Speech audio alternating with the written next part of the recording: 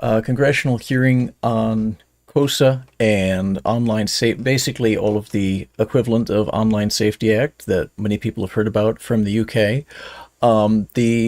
The issue is before the U.S. Congress in committee, the Energy Committee, and this is our live stream of my commentary on it. My name is Jdawg. I am the founder of GBAMS and spokesman, point man for the group.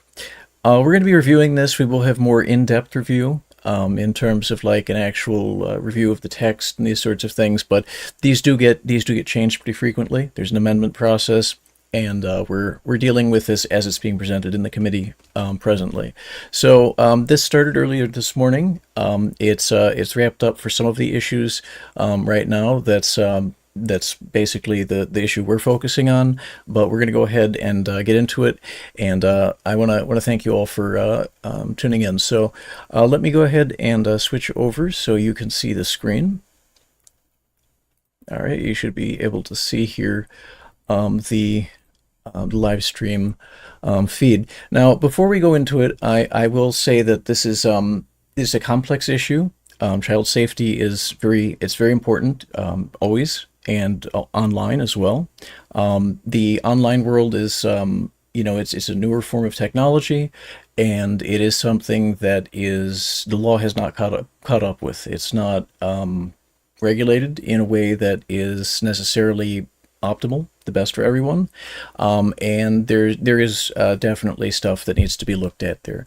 That said, there's a lot of stuff in these bills that is not that's stuff that we don't find to be conducive to gamer interests. GBAMS is a gamer advocacy org, and moreover, I am a lifelong IT guy, like an information technology worker. I have background in IT, cybersecurity, more recently some physical security, like actual security work, and I have to say there's so many complex issues involved in this that it's kind of hard to get a they're approaching it from many different angles. So you have, online safety, right? Like in overall, you have in-game safety, social media, like mental health and social media. You have issues with data privacy, where people's data is being sold, and that's something we're generally skeptical about. Okay, we generally believe that user data has to be protected, and there's a lot that goes into it. So there's many different approaches. They're all trying to be crammed into like one major piece of legislation, and we're finding that that's not, and I mean, in my view as a techie, this is something that's not conducive to furthering public safety and helping public interest. It's there's some kind of carve outs for corporate groups and stuff. There's really a lot to look at. So we're going to recommend against them passing these as they are. We do think that they should go back, revise these bills, look at them, work with the technical community. So on account of that, this is not our group, to be clear. This is the Fight for the Future organization that hosts this website that I'm showing you on the screen. It's Bad Bills, okay, badinternetbills.com. That's once again badinternetbills.com. That will allow you to make your voice heard, get in touch with your Congress people. We're recommending that you participate and let your voice be heard about this because it is not a they're not suitable. They're not suitable and do have the potential to actually meaningfully break the internet, break gameplay. And a lot of other things. So that's it may actually do more harm than good. The bills that are before the Congress right now. So that's badinternetbills.com from the Fight for the Future organization, one of our allies in this space for this. No affiliation, but again, that's something I would refer you to. We're recommending you make your voice heard in any event, but we're recommending against any of these being passed as there. Our group is the Gaming Brethren Advocates Mutual Aid Federation and Society. Once again, gamer advocacy, and we have a heavy tech focus. I have a tech background. A lot of the guys that are most active in the group are tech background, so we have strong bona fides to speak on subjects like this, and it's not it's just not in the right spot that we think that these should be advancing the way they are. Okay, it's time to get to the stream. It is a long hearing, and there's a lot to delve into. So let's get started.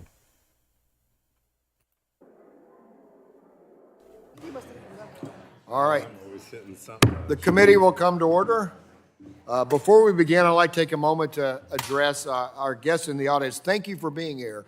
We appreciate everybody being here. We think engaged citizens are welcomed, and you are a very valuable part of our process, so appreciate it. But I do want to remind our guests in the audience that the chair is obligated under the rules of the House and the rules of the committee to maintain order and preserve decorum in the committee room. I know that we all have deep feelings on these issues, that we all may not agree on everything, but I ask that we all abide by these rules and be respectful of our audience members, our viewers, and our witnesses. The chair appreciates the audience's cooperation in maintaining order as we have a full discussion of these issues. So the chair will now recognize myself for our opening statement, 5 minutes. As people, as a committee, and as a Congress, there are few things that are more essential than our responsibility to protect our children. Today, the harms kids face online are complex, they are immense, and they're constantly changing. In August of 2025, the ranking member and I sat down and made a commitment to try to deliver a bipartisan package to empower parents and to protect children and teens online. We both recognize the gravity of the issue. We both recognize that parents across this country are asking for action. Since that time, the bipartisan committee staff has spent more than 40 hours directly negotiating these bills and countless more working with members on this committee, stakeholders, and each other to build consensus. Dozens of hours of negotiation, drafts, red lines, counterproposals, serious engagement, and good faith efforts. And I'm disappointed that despite all that work, we're ultimately unable to reach a bipartisan agreement. This committee has a long history of working across the aisle on issues affecting children and families. In the past, we have shown that when the stakes are high enough, we can put politics aside and work together. And that is why it is unfortunate that the slate of bills today before us is not bipartisan. But at the end of the day, members of Congress, our responsibilities to our constituents, especially our children. Across the country, children are being targeted, groomed, harassed, and exploited online. Algorithms amplify addictive, harmful content. Predators exploit anonymity, and parents are left trying to navigate a digital world that evolves faster than the safeguards they have at their disposal. Yeah, social media is pretty dismal. More families experience the kind of devastation that no parent should ever endure. We worked hard to try to make these bills bipartisan. We meant it when we said we wanted to get there. But the absence of a bipartisan consensus cannot be an excuse for inaction. We hoped to do this with our Democrat colleagues, but if we cannot do it together, we still must move forward, and the time is now. We're taking the meaningful steps forward to empower parents and protect children and teens online. We owe it to parents. We owe it to communities, and most importantly, we owe it to the kids who are counting on us to get this right. Today, we will also mark up 5 bills from the Energy Subcommittee to help ensure. Yeah, I'm going to jump out with that. It's not, although they're, the focus point of this is for that, right? This is what they're all talking about. This is the rhetoric. What the measures being proposed are not just affecting children, right? They're actually there for every adult person. We're talking about online ID, and this is kind of the big issue. You're going to hear comparisons to showing your ID at a corner store to buy like beer or something. It's not really what we're talking about here. We're talking about an ID for the whole internet where your identity is tied to it for potentially forever. So that characterization, I'm going to push back on that, not quite. The physical and cybersecurity of one of America's greatest forms of infrastructure, our electric grid. As more and more of our lives become digital, the physical and cybersecurity threats to our grid grow in frequency and impact, particularly from adverse nation states. These bipartisan cybersecurity bills will help combat those threats by strengthening DOE's leadership when it comes to securing the energy sector, providing targeted funding and technical assistance to rural and municipal utilities, and authorizing public-private partnerships on grid security to enhance information sharing. I appreciate the willingness of the Ranking Member Pallone and Kasser, again, and Ranking Member Kasser, to work with us on these important bills and look forward to moving them forward together. Thank you, and I now yield to the Ranking Member of the full committee, my good friend, Mr. Pallone, the gentleman from New Jersey. Recognized for 5 minutes for your opening statement. Thank you, Mr. Chairman. Everyone in this room shares the important goal of protecting our nation's kids as they navigate the online world. And over the past several months, I have engaged in aggressive bipartisan talks with Chairman Guthrie and his staff to address the risks children and teens face as they live increasingly digital-centered lives. And I'm disappointed that we were not able to come to bipartisan agreement on the bills before us today.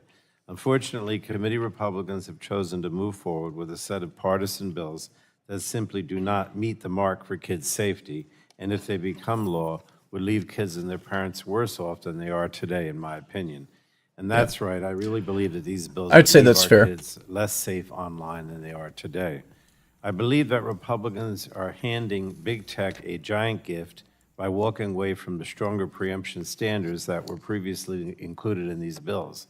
The new preemption standards are inadequate to allow states to pass stronger laws to do more to protect kids. And this is really important, especially as we consider how quickly technology can evolve with artificial intelligence. Even Right. worse, the preemption provisions could harm existing efforts to protect kids by holding companies like Meta and Roblox accountable in the courts. Right. This is as something that's been already the law is super behind on. And by super behind on, we're talking the last time that they legislated seriously on anything to do with the internet, like in a way that really affects everyone. In part because of public dialogue and feedback, where a lot of the changes proposed over the years were, for example, SOPA and PIPA 2012, something we could speak more about. The Fight for the Future Foundation, founded by Aaron Schwartz, pushed back successfully on those, supposedly anti-piracy. Another angle there. But just to dive back in, basically, there's a lot of things involved here, obviously. And you're going to say piracy, safety, digital counterfeiting, there's all of that, including deep fakes, AI deep fakes, and all that. It is essential that this be gotten right, because the way that the law works, it doesn't change too quickly. Okay, it doesn't get revised very often. We're talking the 80s and 90s, right? To recap, the last time they seriously looked at this stuff in a way that made sense, which these bills not doing too good on. So yeah, his point is absolutely Mr. Pallone, absolutely right. Last month, Meta CEO Mark Zuckerberg testified in a landmark trial about social media addiction and harm. And we need to preserve these avenues for justice for kids and parents who have suffered unspeakable harms, including many of the parents in the room with us today. The Republican bills could prevent these avenues from even being open, leaving Meta and other big tech companies unaccountable for the harms that they inflict on our kids. Republicans have also included a giant loophole for big tech with their knowledge standard. The standard allows tech companies and companies that collect kids' data to continue to claim that they lacked actual knowledge or willfully disregarded knowledge that kids are using on their platforms. Republicans are letting big tech off the hook by letting them say they don't know they have kids on their platforms. But nobody really believes that. But Republicans want to let big tech get away with ridiculous claims. With an impossible-to-meet knowledge standard, enforcement becomes extremely difficult. So these bills also threaten kids in unsupportive or even abusive households where there can be real-world harms from allowing parents complete access and control over their teens' online existence. These Republican It's a fair bills let point. big tech off the hook. It's a fair They stop point. The progress to protect kids. The law is supposed to protect everyone, and the role of government is something of an umpire in that usually, right? And so parental rights are super important, right? Parental knowledge and guidance and in control over the online experience as their children grow up, that's something that's actually crucial. But at the end of the day, the government is there to protect everyone's rights. It needs to accommodate parental rights, children's rights, and also the rights of innovators, right? These big tech companies to develop these things for us, which a lot of us do like, even if they're not all that great.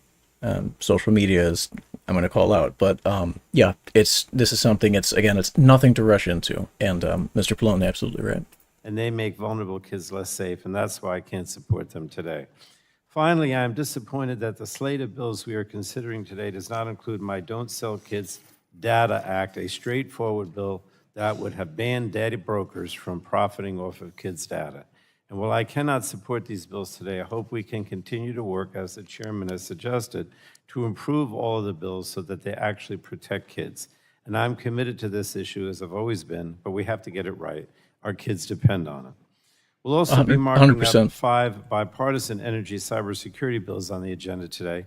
We're facing unprecedented challenges to the reliability of our power grid. The bills we're marking up help us address some of the cybersecurity concerns that we're currently facing. And while there's still more work to be done, I'm encouraged to see bipartisan interest in moving these policies forward. 3 of the bills amend or reauthorize important programs that were established in the bipartisan infrastructure law. We're also marking up legislation that ensures the Department of Energy has the authorities it needs to enhance energy security. The Department of Energy and Secretary Wright have a lot to prove to us when it comes to protecting our energy security. The Trump administration has spent its efforts canceling much-needed investments in our power grid, even as our need for more reliable energy only grows. And this cannot continue. One of the programs we're reauthorizing today had millions in funding for rural electric cooperatives and municipal utilities that were held up for countless months due to senseless delays at Trump's Department of Energy. If we want the programs we're reauthorizing today to succeed, we have to ensure that this doesn't happen again. And so with that, Mr. Chairman, I yield back the balance of my time. The gentleman yields back, and the chair will remind members that pursuant to the committee rules, all members' opening statements will be made part of the record. Are there further opening statements? Gentleman from Ohio is recognized for 3 minutes for an opening statement. Well, thank you very much, Mr. Chairman, and I'm pleased that today's markup has the 5 bipartisan energy security bills to address cyber and physical threats to our nation's energy infrastructure. Throughout the 119th Congress, the Energy Subcommittee has spent considerable time examining the evolving threat landscape facing our energy system. American families and businesses rely on secure, reliable, and affordable energy supplies in their everyday lives. The legislation before us today will protect our nation's critical infrastructure by ensuring government and private sector partners are equipped with the resources and authorities needed to identify, assess, and address attacks on our energy infrastructure. The interconnected nature of our energy system requires constant intelligence sharing, clear visibility into threat landscapes, and sufficient resources to fill gaps in security protections, particularly for rural and small utility service territories. Our bipartisan legislation seeks to do just that. H.R. 7272, the Pipeline Cybersecurity Preparedness Act, and H.R. 7258, the Energy Emergency Leadership Act, rightly enhance the Department of Energy's existing role in physical and cyber threat protection as a sector risk management agency for the energy industry. In addition, H.R. 7305. So they're considering multiple issues.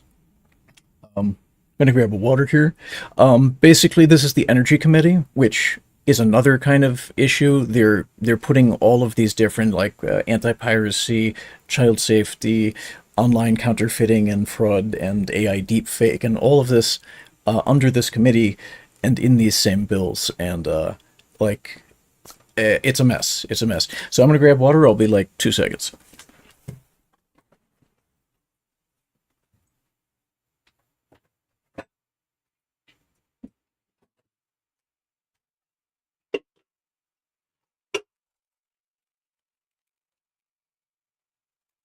The Energy Threat Analysis Center Act, and H.R. 7266, the Rural and Municipal Utility Cybersecurity Act, aid information sharing efforts for threat detection and equip small and rural operators with the necessary resources to protect their systems. H.R. 7257, the Secure Grid Act, which I sponsored with the gentlelady from California. I'm going to skip ahead on this. Facing states, the country, and will ensure a more secure. Important issues, but like these all deserve their own consideration and hearing, quite frankly. In my take, yeah. Committee staffs for all their hard work on getting these bills to us today. I urge my colleagues to support these important bills, and Mr. Chairman, I yield back the balance of my time. Gentleman yields back, and I'll just go in order. So the gentlelady from New York is recognized for an opening statement. for 3 minutes. Good morning, and thank you, Chairman Guthrie and Ranking Member Pallone. I'll get right to it. This committee sounds like a broken record. Month after month and year after year, Republicans have used this committee as a means to give more handouts to tech oligarchs under the guise of keeping kids safe online. This is Ms. Clark from New York. Very good comments. I already listened a little bit earlier. Today's no different as we prepare to discuss the same half-baked bills. In our subcommittee markup in December, we agreed that we all wanted to see changes to these bills. Apparently, 3 months was not enough time to reach any sort of consensus, let alone common sense. Right. This has been a rushed process. As far as to create a partisan Frankenstein package made of their bad ideas, falsely labeled as kids' internet safety. Some of the bills before this committee today are ripe with contradictions, vague enforcement mechanisms, and directly undermine state authority. As I've said many times in this room, without a comprehensive federal standard, existing state laws are the only legislation keeping kids safe online right now. It's a very fair These bills will point. make way for bad actors to data mine, or in other words, sell, license, rent, trade, transfer, release, disclose, or provide access to personal data. Let me spell it out for you. When a data miner gets the personal information of a child or a teen, they profit on them for life. Correct. Data privacy is something we fully are in support of. It's fundamental to online experience and the internet. And frankly, where kids are concerned in gaming, that really shouldn't be monetizable or marketable. At least in my view, we don't have an overall stance on it, other than we are in favor of more data privacy protections for everyone, and kids particularly would benefit from that. So, very good point. The best solution to protect kids online is a federal data privacy standard that we can build off and include additional protection for children and teens. Until my colleagues on the other side of the aisle decide to take this seriously and stop lining the pockets of big tech and data miners, no one will actually be safe online. Let's go back to the drawing board, work in a bipartisan manner to create clear preemption definitions and create a package that actually keeps children safe. With that, I yield back the balance of my time. Thank you. The gentlelady yields back. The chair recognizes the I agree gentleman with from Ms. Florida Clark. for 3 minutes for his opening statement. Thank you, Mr. Chairman. First, I want to thank the chairman for working with me and stakeholders on all these child protection bills since the subcommittee markup. The KIDS Act is the most comprehensive kids online safety package this committee has ever advanced. Right. This is the culmination of years of Comprehensive, but evidence just jam-packed. heartfelt not really- testimony, not too and the specific. social media questioning this committee led under several chairs in the past. We heard stories of kids engaging in drug sales and dying of overdoses with the help of apps that enable disappearing messages. The KIDS Act does that, and I want to thank the parents as well for their input. There's no question. We heard stories of kids being groomed by strangers through gaming apps and consoles. The KIDS That Act is the thing that's addresses happened. that, ladies and gentlemen. We heard stories of chatbots Also happened offline. Important to encouraging realize. and facilitating suicides in kids. The KIDS Act, sponsored by the chairman, addresses that. We've come a long way, ladies and gentlemen. We worked together in a bipartisan fashion. Specifically, I want to talk about my bill, the Kids Online Safety Act, which is now in Title II of the KIDS Act. This bill creates significant safeguards for minors that limit known threats. This includes limitations on the ability of strangers to engage with minors online. It limits design features that cause compulsive use and addiction to social media platforms. Right. It restricts geolocation of minors. In particular, the algorithms, right? The way that social media works, it's pretty sad. Everyone knows that, and that's a very important point. That's Mr. Bill Rackus of Florida. That are being used by groomers to meet and abuse their victims, as well as facilitate narcotic drug sales. Most importantly, KOSA turns off algorithms by default for our kids. Right. So very important. Again, the input from the parents. It's a little easier said than done though, because the entire social network system is based on algorithms. So it's like saying, you know, it's not a very it's a very broad way of approaching it. There's a lot of these businesses that without some form of algorithm, there's no business, right? And no social media. So they could be revised and refined and different, maybe for kids and adults, but just banning algorithms or something, it's like saying it's like banning math.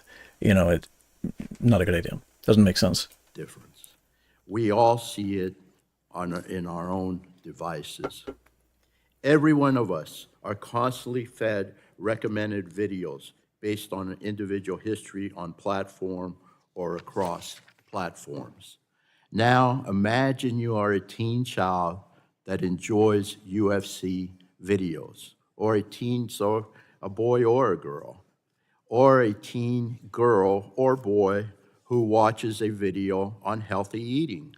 Of course, there's nothing wrong with this. But we've all heard the stories in a matter of days.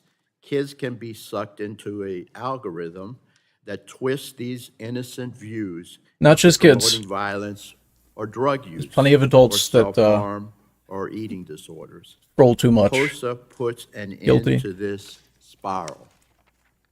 We have a great package here, ladies and gentlemen, that is going to go a long way to protecting kids and reducing the online harms we have all seen. So again, I thank the chairman for creating this package of bills, which combined will mitigate many of the harms we have all seen in our districts. I'm proud of the work we've done, and it's long past time to move these bills to the full House. Appreciate it. Thank you so much. Thank you. The gentleman yields back. The chair recognizes the gentlelady from Illinois, Ms. Schakowsky, for 3 minutes for opening statement.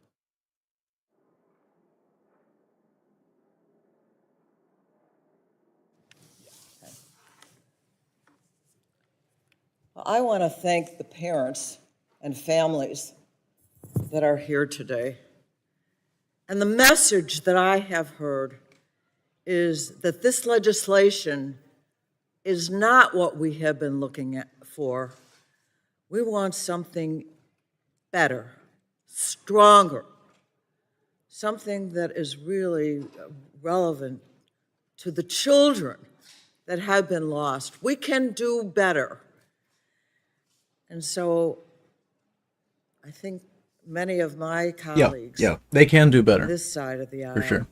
believe that we can and better do better. We need to work with families, hear their voices, hear what happened, and we need to stop it. And we don't have to slim down. We can get something that is going to be strong enough to make sure that these people who are here today thinking about their children that did not make it, and asking us to do better, to be stronger, to be smarter. I think we can do this. I know that we can do this. We've had conversations about it, and I am looking forward to the real bill that needs to make sure that it Think of the children. accounts for the people. Not wrong, who but have had yeah, this bill the is. worst These bills do thing not do in that. life happen to them, to lose their precious children. We can do better, and I yield back. Gentlelady yields back. The chair, any member of the Republican side seeking recognition for opening statement? The chair will recognize the gentlelady from Florida, Ms. Castor, for 3 minutes for opening statement. Thank you, Mr. Chairman. For years, the Energy and Commerce Committee has examined the profound harms of the social media platforms inflict on children and the malign design choices that big tech companies use to maximize engagement and profit at kids' expense. So this is Miss Castor from Florida. She said something very important right there. Very important. Malign design choices. What does that mean? It bad design in essence. Okay, it's design that's it's clickbait centric. It's rage bait, kind of hate bait. Things that just they do get people to click and watch and look and engage. You want to comment and oh you're so wrong and someone is wrong on the internet. And I'm just gonna say going back, I've been on the internet since pretty much since there was an internet. It's not that long ago, but yeah, rage bait was, trolling. That's just a thing people did, right? Individuals, right? There is trolling, and certainly, flame wars and disagreements. Everyone, it's some point of disagreement. But online, if someone's wrong on the internet, yeah, you're probably going to go and like follow that up to the nth degree, if you're into that. And what's happened is the design choices around these algos have taken that incentive, right? And they're basically forcing that to the front. They're forcing everyone into that paradigm. Yes, it does get people engaged. It gets people enraged. And that is a malign choice. That is a malign decision in terms of its overall effect. So it's a super important point. It's not just something, it's a bad outcome. People feel bad after engaging on social media. Some of this is by design, all right? And that stuff has to be looked at. It has to be addressed. That's a social science issue and a social health issue. So a very important point. Through hearings, investigations, whistleblower testimony, and the voices of families across this country, this committee has learned that these platforms and children are on their platforms, even though these companies design their products to attract young users and profit from their presence. Instead of raising standards for children's safety, these bills would lower them. Instead of empowering states to protect kids, they would tie the states' hands. And instead of holding big tech accountable, they would shield companies and corporations from responsibility. We know this. In 2021, Frances Haugen came before Congress and she testified that Meta built a business model that prioritizes profit over the safety of its users. Her testimony echoed the tactics of the tobacco industry decades ago: deny the harm, obscure the evidence, and protect the business model at all costs. Yeah. Well, we've learned Real since thing to then, happen. Yep. Surgeon General reports, John Haight's best-selling book. We know this. So why are Republicans catering to the big tech companies instead of truly getting back to the bipartisan strong versions of kids' online safety and privacy bills that we hammered out together in the last Congress? I think you only have to look at what this Congress has done. The big tech companies had a front row seat at the inauguration. They were able to pass an AI moratorium. This is not the time to turn your back on kids. And people across America are aware of this. We're not going to stand for weaker bills that put our kids' safety and privacy at risk. And I want to thank the parents who are here. You have been our North Star in working for, as Ms. Schakowsky said, so much better. You deserve so much better, and we're going to fight for you every step of the way. I yield back my time. Thank you. The gentlelady yields back. The chair will recognize the gentlelady from Tennessee, Ms. Harshberger, for 3 minutes for an opening statement. Thank you, Mr. Chairman. I'd like to express my gratitude to Chair Guthrie for his leadership. I've heard from countless parents who've been fighting to protect their children and teens from harm online. The Kids Act will save lives. I'm a mother, but not only am I a mother, I'm a grandmother with children who are the age who have access to these online evils. So what this committee's doing today, we're fighting for what's right. We need to pass this bill to empower parents and protect American families. I want to highlight Title I of the Kids Act. This provision includes language from the SCREEN Act, which my colleague and very good friend Mary Miller introduced earlier this Congress, and which I'm proud to help lead. Point blank, kids should not be looking at pornography. This is just common sense, people. If you want to operate an adult website, you need to make sure minors are not using it. I also want to add that it is constitutional too. There's some groups out there who suggest it's unconstitutional. Personally, I don't believe this is their real concern. We've been hearing from a lot of folks who profit off doing harm to kids or have questionable ideologic priorities. But for those who are worried, you should not be. Last summer, the Supreme Court ruled on this very issue. In Free Speech Coalition versus Paxton, the Supreme Court ruled 6-3 in favor of Texas, upholding the constitutionality of the state law requiring age verification for adult websites. This bill uses the same language and thresholds. Right, right. This is that is a very important point. So this is Mrs. Harshbarger of Tennessee. She raises an important point. Porn is it is pretty readily available online. Okay, lots of people encounter it, sometimes without intending to, and there are definite technical and legal safeguards that can help avoid that and minimize exposure and access for people that don't want to see that, and young people which really shouldn't see that. That's a feasible thing. It is a possible thing, but the law again is very far behind in even approaching this in a very realistic way. They did something that was very much they took a very bold stance in Texas and a few other states where they started requiring porn sites to verify ID, which is on its face itself, that's not unreasonable. That actually, that does make sense in that context. The same as if you're ordering wine online or something, right, or cigarette supplies or cigarettes. Well, okay, yeah, then that's a situation where it can make sense to get carded, right, where you should have to show an ID. When we're talking about just to get online, though, when we're talking about just to access social networks per se, which it's a little more thorny there, right? A little bit more of depends on the social network and stuff and what content is there. But at the end of the day, what these measures do, what the bills actually do, the language here, it's not just about kids and about porn, right? That's a red herring. That's actually like a misleading talking point ultimately, because what the end result of these bills is everyone, adults, for pretty much everything, shopping, access to information online, all of that, you're going to be showing an ID, and your identity will be tracked along with whatever you do online.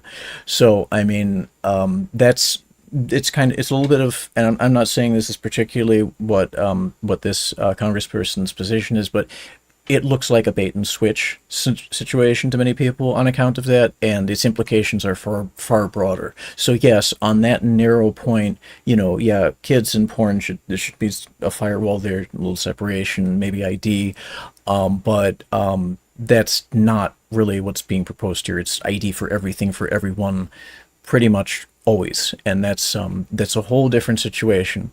Plus, you show ID in person, you just showed it. You walk away, right? This is not that. This is identity and information collection and tracking, potentially lifelong. So yeah, really good cause on that one point, and really not the right solution overall. 24 other states have similar laws in place.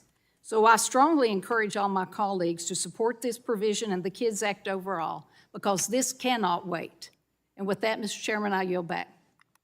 Gentlelady yields back, and the chair will recognize the gentlelady from Michigan for 3 minutes for an opening statement. Thank you, Mr. Chair. Privacy is a fundamental right, and when it comes to our kids, that responsibility is even greater. And I just have to say, I'm really deeply disappointed that we're here again today. We're considering a partisan package that falls short of what our families across this country are demanding and what our children need. I'm looking at the parents and their pictures of their children, and I've gotten to know some of them, and I know other families with children that have committed suicide or done other awful things because I'm going to start to cry. We've got to do something. We keep talking and talking and talking about protecting kids I'm just going to online. jump out here. We've held hearings. We've got to do something. Think of the children. Think of we've got to just do anything, pass anything, because think of it's kind of emotional.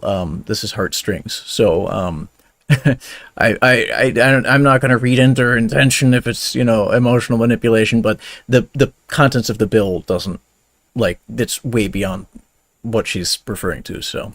And markups, and we've introduced bills, and yet time and time again, these efforts collapse into partisan exercises that lead nowhere. And meanwhile, our children are exposed to harmful content, their data is harvested, and they're left without meaningful protections. We need, and we've been trying to work on bipartisan solutions, but instead of building consensus, my colleagues, I love you, but we're jamming through a package that prioritizes the industry over accountability, that prioritizes industry over our kids. I know how you feel. I lost somebody to suicide, and no one can understand until you've been where you all are. It's kind of a fair point. And that's just a not fair how point. this committee has historically operated, and it's not how we should be operating. I'm concerned that this package includes sweeping preemption. As technology evolves and new harms emerge, we must continue to step up to protect children. We've got to set a strong federal floor. What makes me even more frustrated is that common sense bipartisan bills, like my No Fentanyl on Social Media Act, which directs federal agencies to examine how traffickers target minors online and develop concrete recommendations to protect kids, are being wrapped into a broader partisan package that undermines meaningful privacy protections. Right. Unfortunately, and I hate to say, There's just too much in these bills, and there are too many cross purposes. And frankly, you heard from one of the other Congress people, 3 months to look into it and amend it and debate it. That's too. This is a rush to try to handle everything everywhere all at once, and that's not how law and government, and forgetting all of that, right, just setting that to one side, that's not how technology works, right? There is science and engineering and procedure that goes into making technology work for everyone and making sure it works consistently and safely for everyone. That's not how this isn't typically how law is done, and this is almost never how technology is responsibly handled. So she makes a fair point, and it's also the urgency of it. It's urgent, but it's urgent to do it right, not just do something.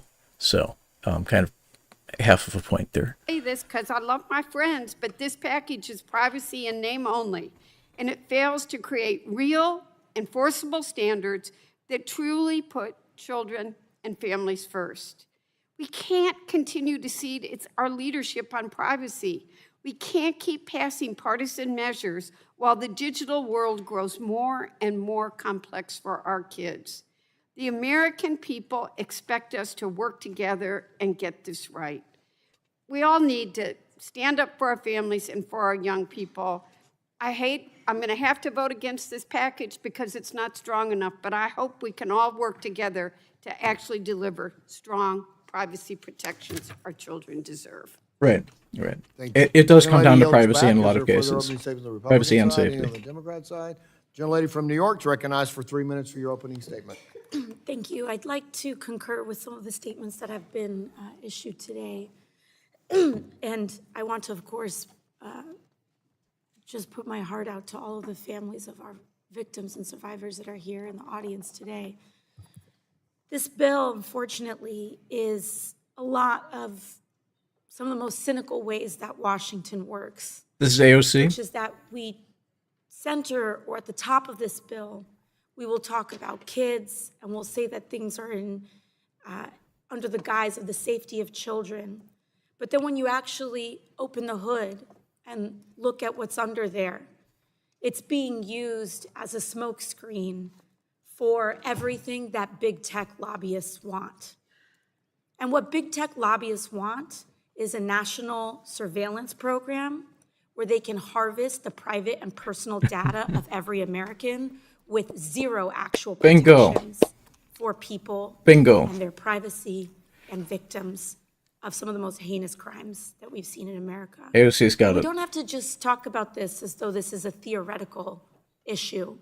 Just a couple of months ago, Discord, a platform where a lot of kids have been targeted and put in danger, mind you, tried to roll out this idea of a data verification or an age verification technique.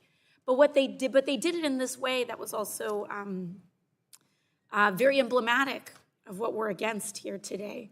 They contracted out to a third-party private company to do facial scanning of not just kids, but also adults. Everyone, And then potentially, but mind practically. you, Discord has over 200 million users every month.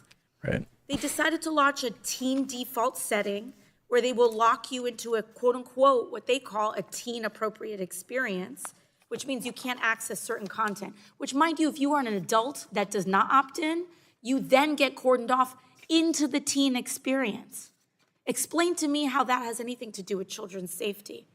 Right. And then, if the only way to get out of that censored version is by scanning your face, but what's more shocking is that Discord made the decision to move forward with this after they had been hacked and at least 70,000 users had their data stolen. Right. So I don't see, even Right. on the other side of this, kids were not protected, but a lot of people's privacy was violated. Right. Right. And I want to, People were harmed in the name of protecting kids, right? Like materially, that's just one data breach. There's actually billions of names out there now based on data breaches, in part because of stuff like this that started. Some measures like this began in Australia, social media ban for under 16. Very similar stuff. And yeah, this is this is not well thought out at all. once again, express my heartfelt just condolences to all of the advocates here. And I do believe that we can both protect American safety and protect kids. This package, unfortunately, does not do that. And we want to get to a place where we, of course, protect victims and ensure the privacy of every American is honored Right. as well. Thank you, Right. and I yield back. Thank you. The gentlelady. Everything Back to the AOC said, member basically, I agree with. Republican side, seeing none.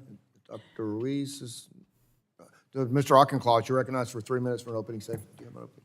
Thank you, Chairman. A little bit more than a year ago, the president held a Meta inauguration where Mr. Zuckerberg was front and center, demonstrating to Americans exactly where this president's priorities were going to lie.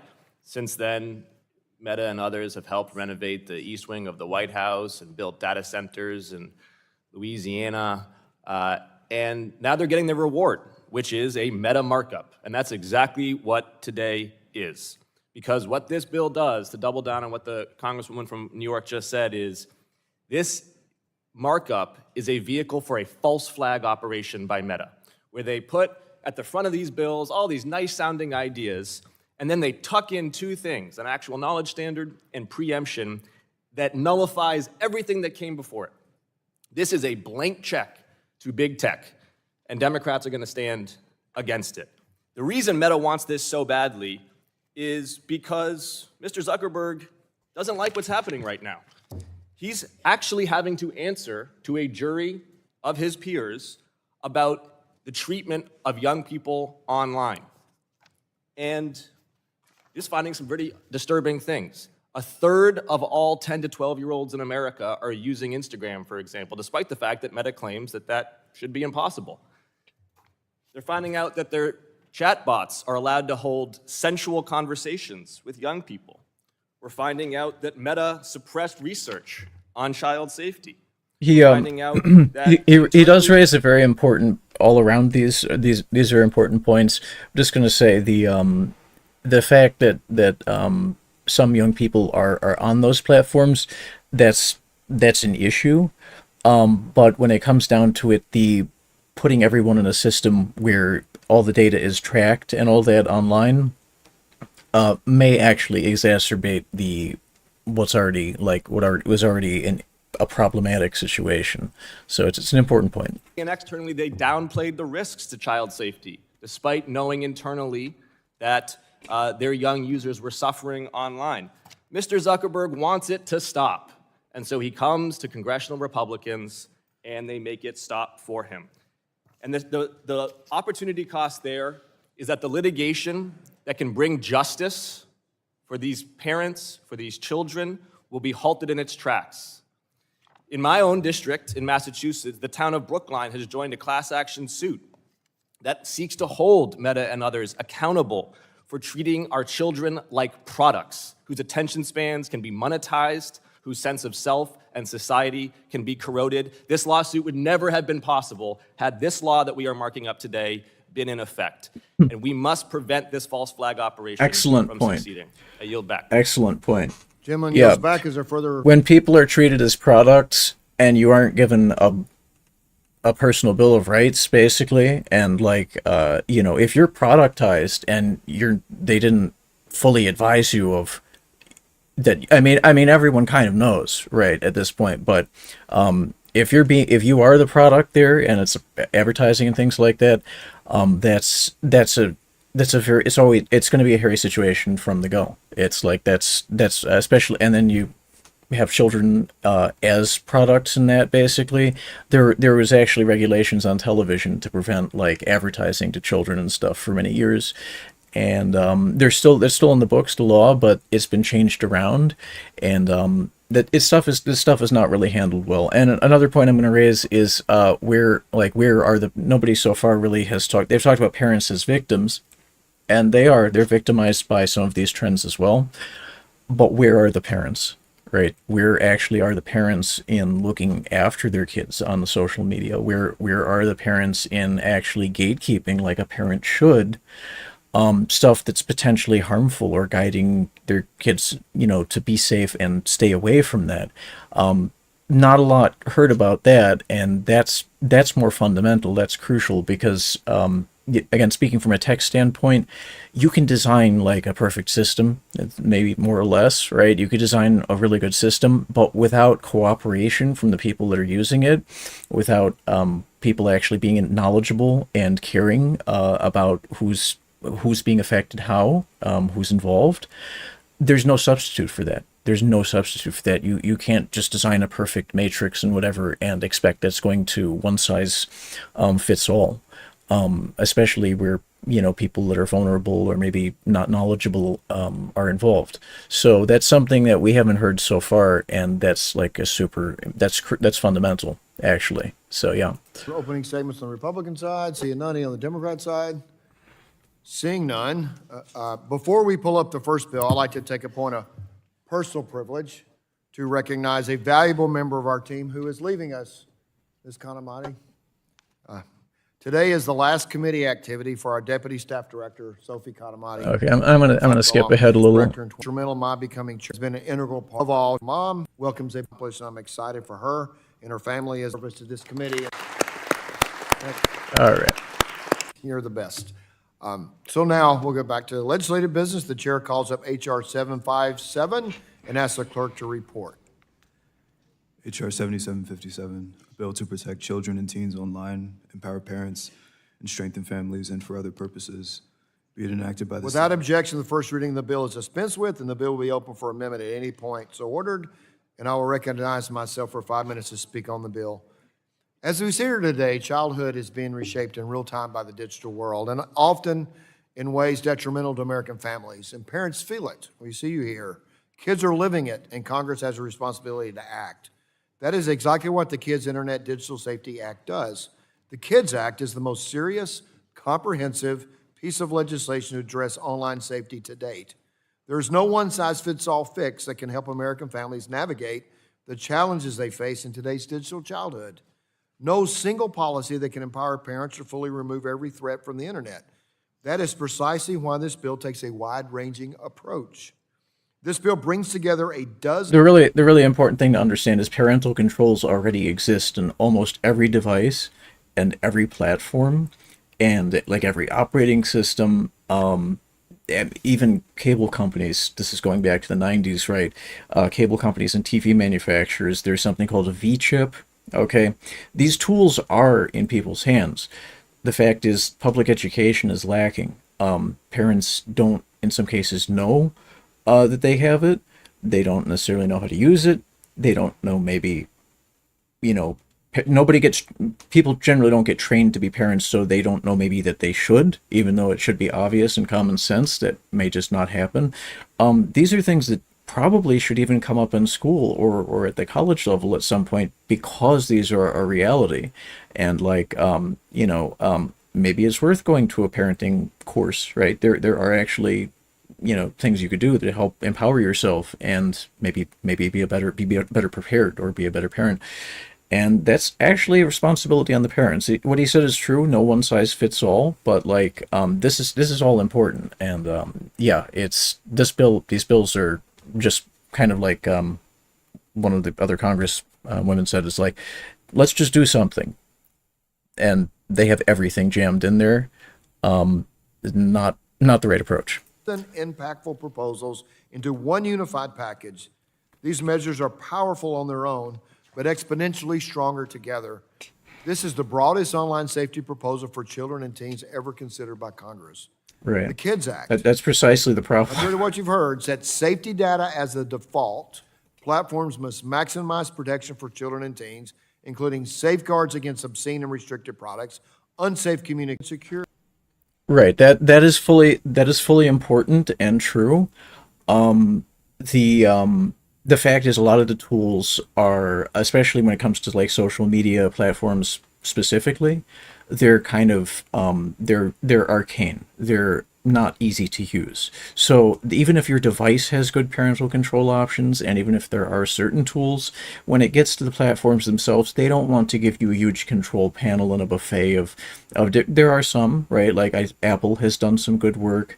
I think Insta also did a more comprehensive control option, but a lot of the platforms don't really give you very fine, granular controls. And it's a fair point. It's a fair point. It should be easy to use, and it should be more uniform than it is. There's certain like minimums that they should offer. So it's a fair point. It bans targeted advertising and market research on children and teens by requiring the strongest privacy settings by default, in establishing strict privacy and security standards. What that means is one size fits all for children, unless you prove yourself otherwise. The bill mandates annual third-party Bad audits, solution. reporting mechanisms, and robust enforcement by the Federal Trade Commission and states' attorneys general, resulting in the strongest enforcement regime proposed by Congress in any online safety legislation. I want to thank to all the members, both. So this is chairman of the Energy Committee, specifying that these bills are going to be enforced by the Federal Trade Commission, right, a commerce body at the federal level, and the top level lawyers, attorney general at the state level. That's a very top-down approach. It's a very removed top-down approach that really, he's talking about empowering parents. I'm trying to see where that connects. It really doesn't under this legislation. On and off this committee for your contributions, dedication, and commitment to putting forward the strongest approach to protecting kids online that Congress has ever seen. The KIDS Act reflects all of our work, and we should be proud of it. This bill should be bipartisan. This bill includes a dozen separate bills, nearly all of which are bipartisan. During negotiations, we accepted dozens of edits from the minority, and those edits are reflected in the bill before us. Protecting kids and empowering parents is not a partisan issue, and this bill largely reflects the universal policies we had a bipartisan agreement on. Urge all 54 of us in this room to support this bill. This isn't a moment for politics. It's a moment to govern, and children across our nation deserve it. I yield back. Does anyone seek to recognize on the bill? The gentlelady from Florida is recognized for 5 minutes to speak on the bill. Thank you, Mr. Chairman. I move to strike the last word. Members, I'd like to shine the light on one of the most consequential ways that House Republicans have bowed to the big tech companies and social media companies, and that's the elimination of the duty of care in the design of their products. There is no duty of care in this bill. A duty of care is a simple idea, but it carries enormous weight when we're talking about children's safety online. At its core, it's the basic expectation that companies should not design products in ways that put people, especially children, at risk, at unnecessary and foreseeable risk. We already apply this expectation to toys, to playgrounds, to cars, and so many other products that children use every day. A duty of care simply brings the same common sense standard into the digital world. In plain language, a duty of care means that if a company knows or should know that its product could harm people, it must take reasonable steps to prevent that harm. It doesn't demand perfection. It doesn't stifle innovation. It simply says, if you build a system that millions of children use, you must think about their safety when you design it. And that matters because social media platforms are not passive tools. They are engineered intentionally. They are built around algorithms, engagement loops, and data collection systems that shape what children see, how long they stay online, and who can reach them. These design choices are powerful, and they can create predictable risks. Features like infinite scroll, autoplay, and algorithmic recommendations keep kids online far longer than is healthy. And children cannot fully understand or manage these risks. They don't have the developmental capacity to navigate complex data practices, targeted content, or manipulative design. Our existing laws are not built for practice risks. They don't have the developmental capacity to navigate complex data practices, targeted content, or manipulative design. Our existing laws are not built for algorithmic systems. Traditional consumer protection frameworks don't address the way digital platforms collect data or shape behavior. Fair points. A duty of care fills that gap. It requires companies to consider the real-world impact of their systems on young users and to take reasonable steps to reduce foreseeable harm in the way they're designed. Right. So this is actually, it's extremely significant.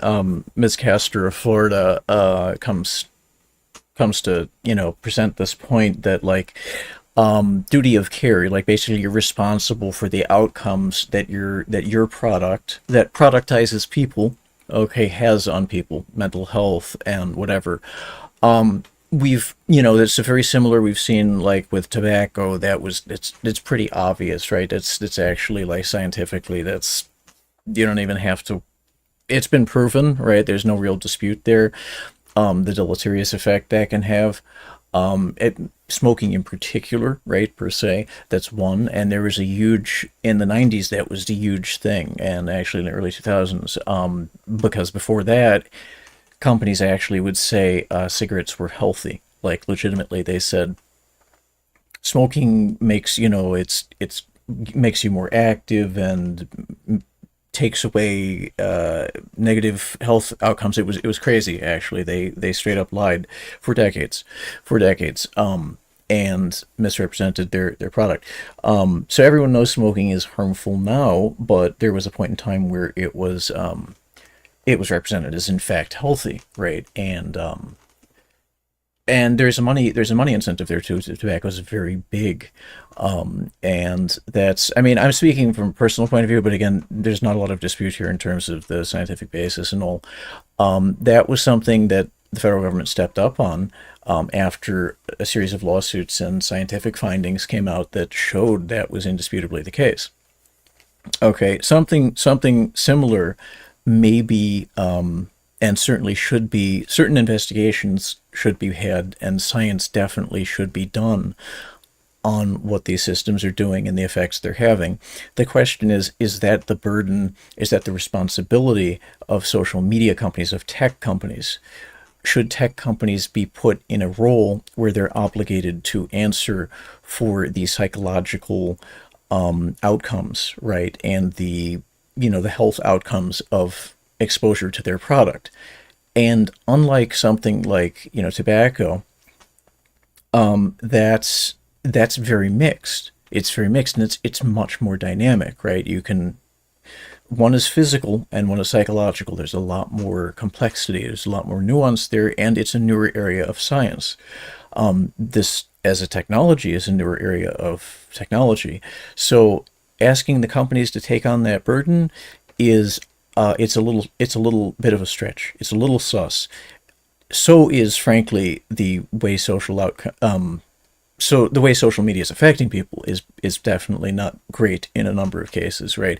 No one really disputes that, but it's a complex topic, and the idea that there should be a so-called duty of care, that the companies, the social media companies themselves, tech firms, should be obligated or are the best party to, fund or facilitate that research. That's a big question. That's a big question. And more science indisputably needs to be done on it. But I don't think the duty of care is especially well indicated as it's being proposed to be put on the tech companies.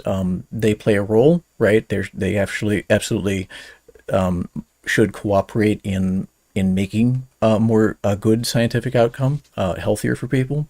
But it's kind of weird implementation. So the proposal as it's slated is it may not, it's maybe having the fox guard the hen house a little bit. That's one way of seeing it. And yeah, it may just not be the best approach overall. And for lawmakers, duty of care provides a clear and workable standard. It defines what reasonable precautions look like in the digital world. It creates accountability when companies ignore known risks. It encourages platforms to assess harms before launching new features. And it gives states and regulators a benchmark for enforcement while helping courts.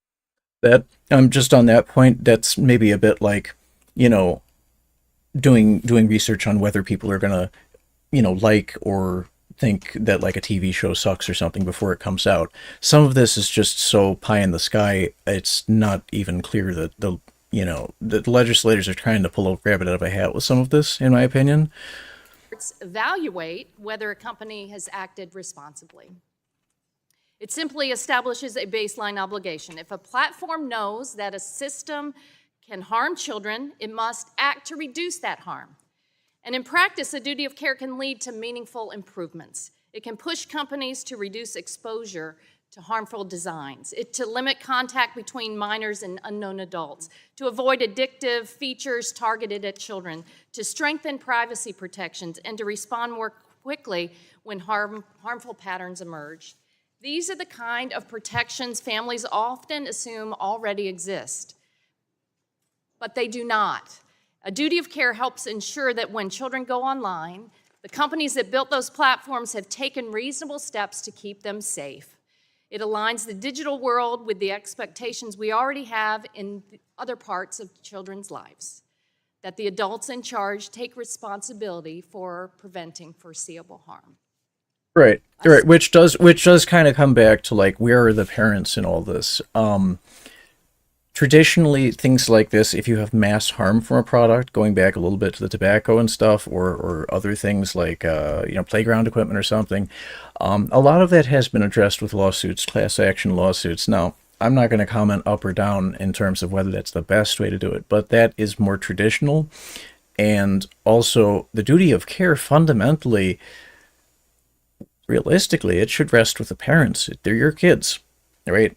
You have children. The duty of care first and foremost should be with the parents, and broader authorities, the actual social scientists, social workers, whatever. It's a weird flex trying to approach it this way, in my opinion. So regret that you have weakened the standard and bowed to the big tech companies at the expense of our children. And this was one of the most consequential ways that you did that. I yield back my time. Gentlelady yields back. The chair recognizes the gentlelady from Indiana for 5 minutes to speak on the bill. Mr. Chairman, I move to strike the last word. Gentlelady's recognized. Thank you, Chairman Guthrie, for bringing the Kids Internet and Digital Safety Act before this committee markup today. I also want to sincerely thank Subcommittee Chairman Bilirakis and your staff for investing in getting this legislation to the point it is today. I want to thank the witnesses, parents, advocates who've shared their stories with me and the expertise they've provided throughout this process. I know that there are concerns that the bill today before us is not perfect. But I do want to note that this is a culmination of a lot of work by this committee to bring meaningful, durable protections to American children online, and our efforts are genuine. To say otherwise is offensive to those of us who have been working on this issue, me personally, for at least the last 3 years. and I want to see us get something done. I applaud my colleagues on the left. I share their perspective on preemption. But I also am very concerned that their focus stops at age 13 when, if you've read John Haight's Anxious Generation, you know that he pushes for a standard of a prohibition for social media under the age of 16. This package will address a wide range of harms: addiction by design features, exposure to dangerous content, exploitation, lack of parental tools, unsafe AI chatbot interactions, and inadequate data privacy.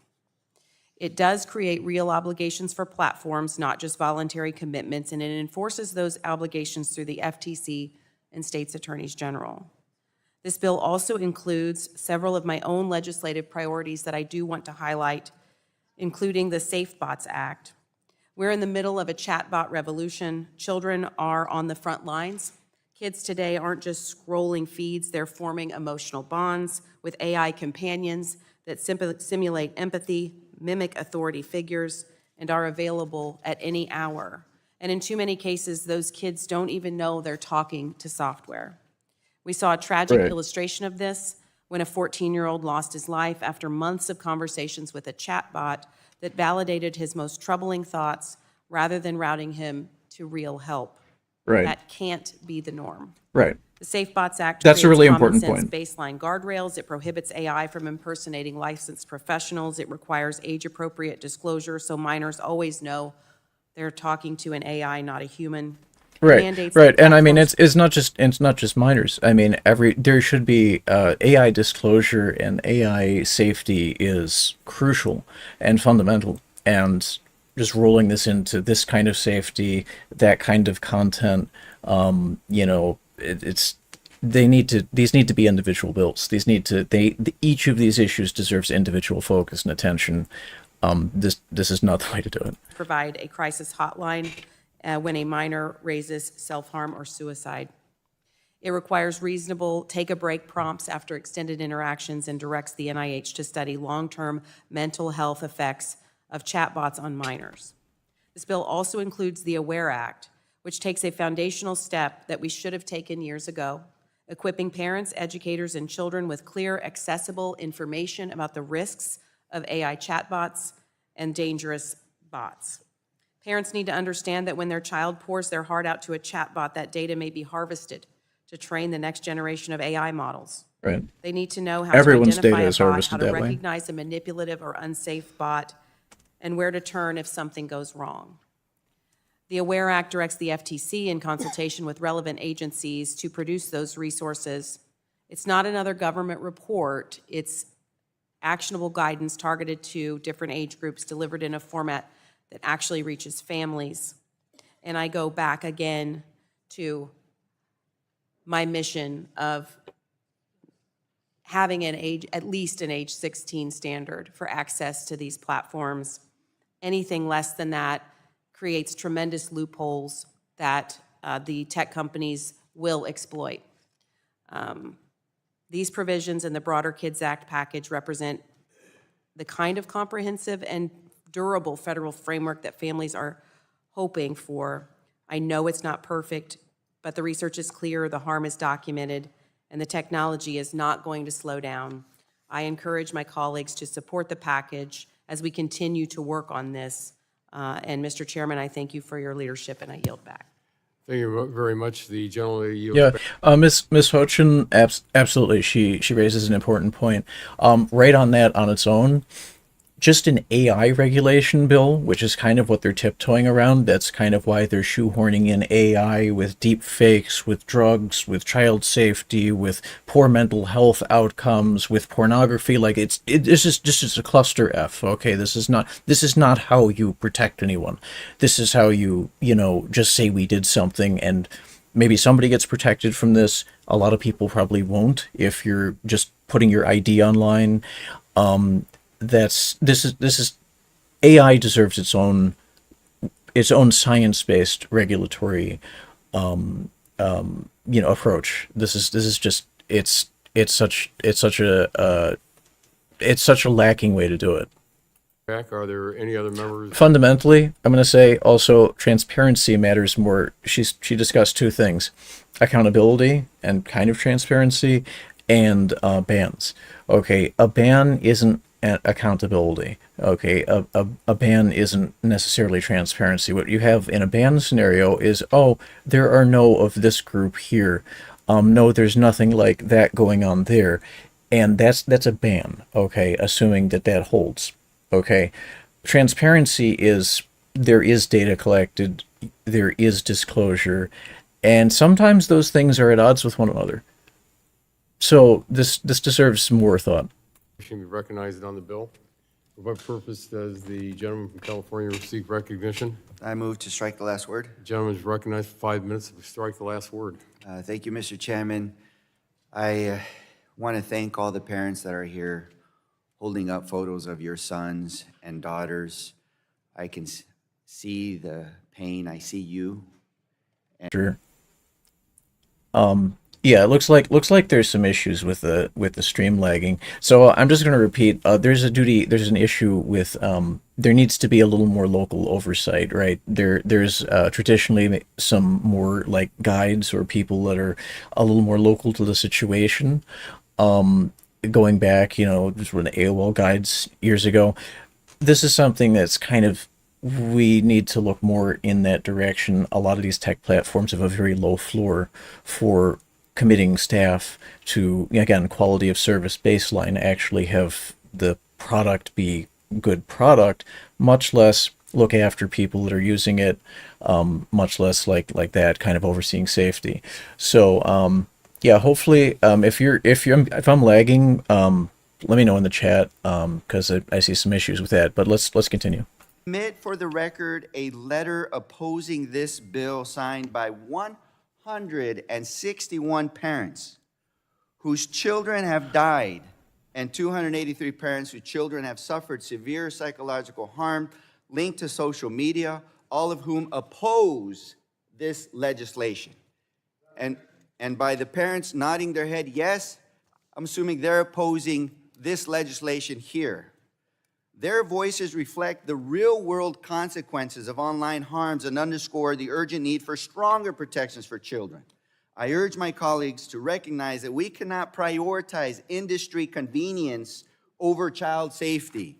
A stronger duty of care and careful attention to state preemption are essential to ensure this legislation truly protects children, unless all you're doing is introducing a Trojan horse, something that may look like a gift, but in fact is dangerous.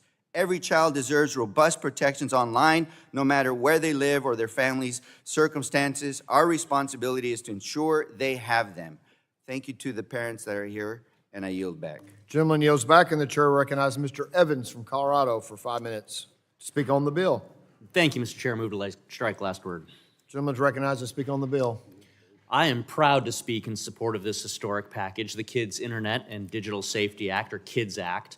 The legislation will deliver the protection that America's children need and empower parents to be sure their kids are being safe online. And I want to thank the chairman for his leadership on this issue and for including my bipartisan legislation, the No Fentanyl on Social Media Act, in the bill. During subcommittee consideration of the No Fentanyl on Social Media Act last year, I mentioned my background as a police officer in the Denver metro area and the tragic toll that I saw drugs like fentanyl take on the communities I worked in then and the communities I represent now. The proliferation of this drug over social media sites means that we have seen unacceptably high rates of drug overdose deaths among kids. Colorado logged the second highest youth overdose rate in the nation just 2 years ago. Right. I gotta jump out and say, when it comes to stuff like this, it's profoundly terrible. My life has been impacted. I know people, everyone knows someone who's been impacted by the opioid epidemic. Okay. Opioids, bad shit. Okay. This is kind of, as terrible as this is, like putting this on social media, I'm afraid, again, it's like putting the cart before the horse. Like, this is a broad social issue that's existed well before social media came into play. It is exacerbated, it's worsened, it's gotten more bad based on how easy it is to connect and some of this. But this is not something, and a lot of these issues are not isolated to and didn't start with social media. So I think it's really important to keep in perspective. With 75% of those overdoses being associated with fentanyl.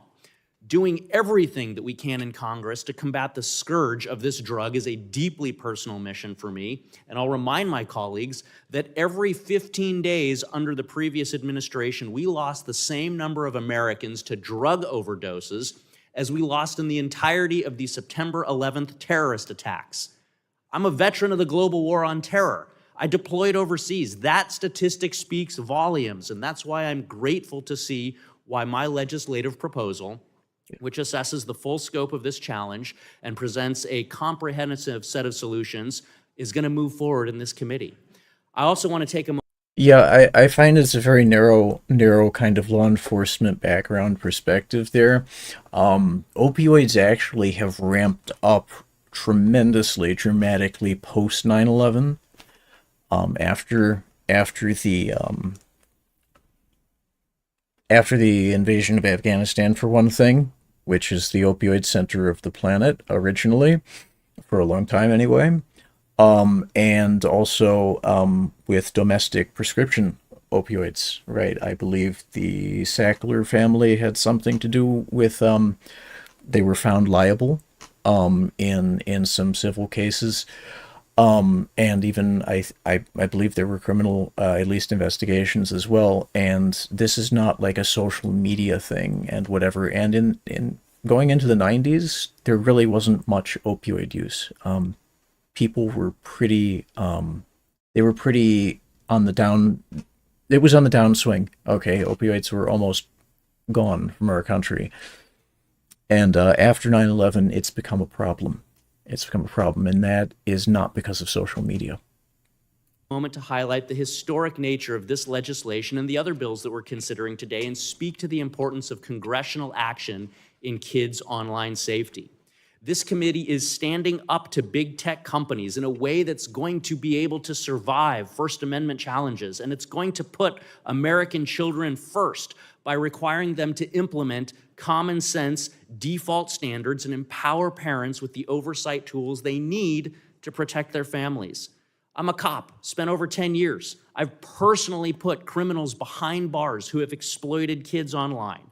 I'm a father of 2 boys, teenagers. I know that today's current internet landscape is a lawless environment that often puts kids in harm's way right under families' noses. I've personally met and worked with and responded to victims who would have benefited from reforms like are included in today's proposal, from age verification to parental monitoring tools. These aren't radical proposals. They're not even partisan proposals. The concept that you should verify a user's age before allowing them to download explicit apps is not controversial. The concept that chatbots should inform minors that they're chatbots, that they're AI, and that they should not encourage suicide is not controversial. The concept that big tech companies should give parents the tools that they need to intervene if their child is exposed to harmful materials online, that's not controversial. These are literally 80-20 issues. The American people are tired of inaction. We have to deliver common sense legislation that will survive all of the court challenges that will inevitably come and make sure that we give something durable that's going to protect kids. America's youth are at a crossroads. Nearly half of teenagers concede that social media as it exists today harms people their age. 55% of parents are either extremely or very worried about teen mental health. 9 out of 10 parents are concerned about their kids' own safety online. I've seen this. I've personally responded to countless situations of kids, youth, being a danger to themselves because of social media. And unfortunately, I've had to respond when kids took their own lives because of the pressures or the interactions that they experienced on social media. So to my colleagues across the aisle who are considering voting against these bills today, don't let partisan divides come between our shared goal of protecting our nation's kids. Join us in taking decisive action to make a meaningful, durable, lasting impact on future generations of Americans by putting our kids' well-being first. Chairman Guthrie, I want to thank you for your leadership again in this space. I implore all my colleagues today to join together in protecting kids, and I yield back. Gentleman yields back, and the chair will recognize the gentlelady from Colorado, Ms. Gett, for 5 minutes for speak on the bill. Thank you, Mr. Chairman. Mr. Chairman, in your opening statement on these bills, you said this is not a moment for politics. And I agree. But I've been in Congress for a long time now, and I find that what happens is frequently, particularly during an election year like this year is, politicians will claim that legislation stands for things that it just doesn't do. I call it, I have a name for it, it's called fig leaf legislation. What we say is we have a terrible scourge in our country of online abuse of kids. And we see the result of it sitting right here today. And I want to thank all of these parents. I want to add my thanks to everybody sitting here today for the sacrifices you and your families have made. I also want to say every family sitting in this room wants Congress to work together in a bipartisan way to solve this problem, not to pass a fig leaf bill where we can all say, oh, it's a terrible problem, and our kids deserve more, and we're going to pass a bill that benefits big data, that benefits these countries, and that actually does nothing to help solve more deaths. As I said, I've been here a long time, and for a long time, I've seen this committee work on bipartisan legislation to solve problems like this, and we can do it. More than 10 years ago, I was actually the chair of the Data Privacy Caucus with the former chairman of the Energy and Commerce Committee, Joe Barton, a Republican from Texas. And we issued a joint statement to mark the 8th anniversary Data Privacy Day. And we said, 11 years ago, quote, "We live in a digital age of smartphones, tablets, and social media. It is vital that consumers are informed about their rights to privacy online. It's also vital that businesses are held accountable for keeping consumers' information safe. Digital innovation and preserving personal privacy can and should go hand in hand." I think back just a couple years ago to September 2024, when the committee produced bipartisan bills that were focused on the well-being of our kids, and the Senate passed their version 91-3. But 24 hours before our markup, the bill was mysteriously changed to restrict a company's duty of care to reasonably prevent and mitigate harms to minors. Now look, two of my wonderful colleagues have already explained in depth why this matters. Our leader, Kathy Castor, has explained why duty of care is so important. And our visionary, Congressman Auchincloss, explained about why preemption standards are so important in case there's a glitch, in case someone needs to assert their rights under state law. We owe it to our kids. We owe it to the kids whose pictures are breaking all of our hearts right now to get this right and to actually pass a bill and not a fig leaf bill. Because I'm going to tell you something. I don't want to be sitting here in a couple of years looking at this bill that we passed, this fig leaf bill. I don't want to be sitting here looking at the bill with a whole new crop of moms and dads holding a whole new set of photos of kids that we've lost because Congress did not achieve our goals, and we fell short of our commitment to the families of America. And I yield back. Thank you. The gentlelady yields back. The chair recognizes Mrs. Fedorchak of North Dakota for 5 minutes for speak on the bill. Thank you, Mr. Chairman. I appreciate your leadership on this issue. I also want to acknowledge all the parents in the room and recognize your pain and your concern. As a mother of three, I share that. I have 3 children. My husband and I raised them in the wild, wild west of internet and online exposure. They're now 20, 22, and 24. So they were going through this when all of this was new. I remember the day my daughter came home and asked for Snapchat, and my husband and I looked at each other. What is Snapchat?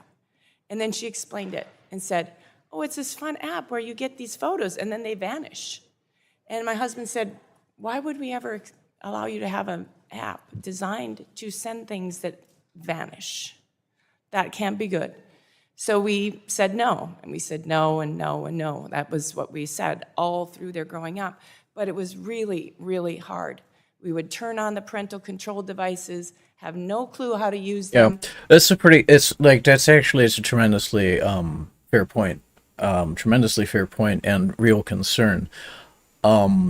Most of all, because whether the user, whether you on your phone or the other person you might be talking to, whether you can see that or change that or send it back or withdraw the snap or delete it, the companies retain potentially, and most of them do actually, for whatever length of time, they just they hang on to that. Like that goes in the file somewhere. Like everything you've ever put on there, anyone, one way or the other, either by the company or sometimes on government side things because of national security. Okay, a lot of that stuff just gets filed away, if not forever, for a very long time. Okay, national security provisions in some cases, I believe it's 10 years, right? That is in the background. No one even sees that. That's just one thing out there that could be happening and may well be happening. Whatever the company does with it, I mean, you got to understand what you see in an app isn't all that's there. And most people don't fully appreciate that.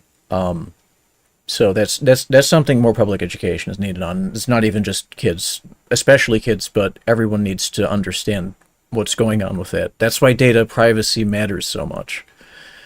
That's the more fundamental issue here. We'd forget the passwords, then they'd be locked out for hours or days while we figured this all out. It was a wild, wild west. I would have loved to have some of the items included in this bill today that our chairman is bringing forward. It would have been a huge step in the right direction for my parent, for me, and my husband. Things like requiring the platforms to put safeguards in place to address harms for minors, limit design features that result in compulsive usage, online safeguards for kids that are turned on by default. That should be the standard. That's a simple change. Prohibiting platforms from advertising illegal. So yeah, this is Mrs. Fedorchak, North Dakota. I'm gonna say that's almost, in my view, that's almost directly wrong. Basically, the internet was designed as a place where, really fundamentally, the assumption is you're an adult, and a reasonably responsible person. Since parents have decided en masse that it's more fun and easy in general to hand their children a device, a high-tech device. We're not talking about a simple toy that lights up and makes a noise or moves or something. We're talking about a high-tech device that has a lot of potential, a lot of capability. You could do good things, neutral things, or bad things with them. Outsourcing the parental responsibility, okay, and kind of just letting TV in a few years past or streaming or socials raise your kid. Okay, if that's what's going on, if like you're letting your kids, especially little kids, just go willy-nilly all over the internet and download apps and stuff, that's negligence. I mean, I'm just speaking from a tech standpoint. I'm certified IT, lifelong, basically computer guy. Now I'm not a parent myself, okay, and I am sympathetic to that, that needing to be addressed. But when it comes down to it, like parents have to have that responsibility. They have to, a parental accountability matters for child welfare, and those tools to prevent access to like downloading apps, to prevent, for example, in recent years, like Apple and stuff, streaming, or I should say, Apple from like, you have time, your time limitation. They implemented that years ago. If you don't understand the tech yourself and you're not involved, either of those things or both of those things is true, there's a parental lack of oversight. There's a parental negligence factor that's there. That's not. You can't put that on. You can to some extent, but you really can't reasonably put it on the companies to expect to need to babysit people on there. And the internet, again, was designed for reasonably capable, reasonably responsible people. It was not designed for people that need constant monitoring and care. And if you're leaving vulnerable people, not just kids, the elderly, they get texts, they get scams that come up, right? When all these things factor in, when you have people that need help and need protection, right, and they're just exposed online, that's a dangerous situation, and that's not something that big tech and legislation can solve. If it does solve it, it's probably in the direction of the duty of care is if you let your kid online in social media and great harm comes to them, whose responsibility ultimately it boils down to, I'd say, in terms of the share of the burden. I think a reasonable person says, where was the parent in looking after them? And there's definitely circumstances where that's there's an exception, right? But fundamentally, it has to start at home. And putting everybody in one big online daycare, right? Everybody starts out as a kid online unless proven otherwise. It's just not responsible. It's not reasonable. It's not responsible. Can't be done. So I'm gonna let this play. I gotta take a quick call. I'm gonna be here though. Products to kids, prohibiting platforms from defaulting to algorithms that feed minors more and more the information they're interested in. I love this one, providing parental controls over minors' app downloads. Just not allowing minors to download apps at will without a parent being involved. These are significant steps in the right direction. It will allow states' attorney generals to enforce federal standards. Enforcement is a huge piece of the challenge. Bringing our local and state officials on board to help with that is a step in the right direction. It's not perfect. I will admit it's not perfect, but there's some really powerful tools here, and I urge my colleagues on the other side to join us, take these steps forward. We can do more down the road, but this is a very important step in the right direction.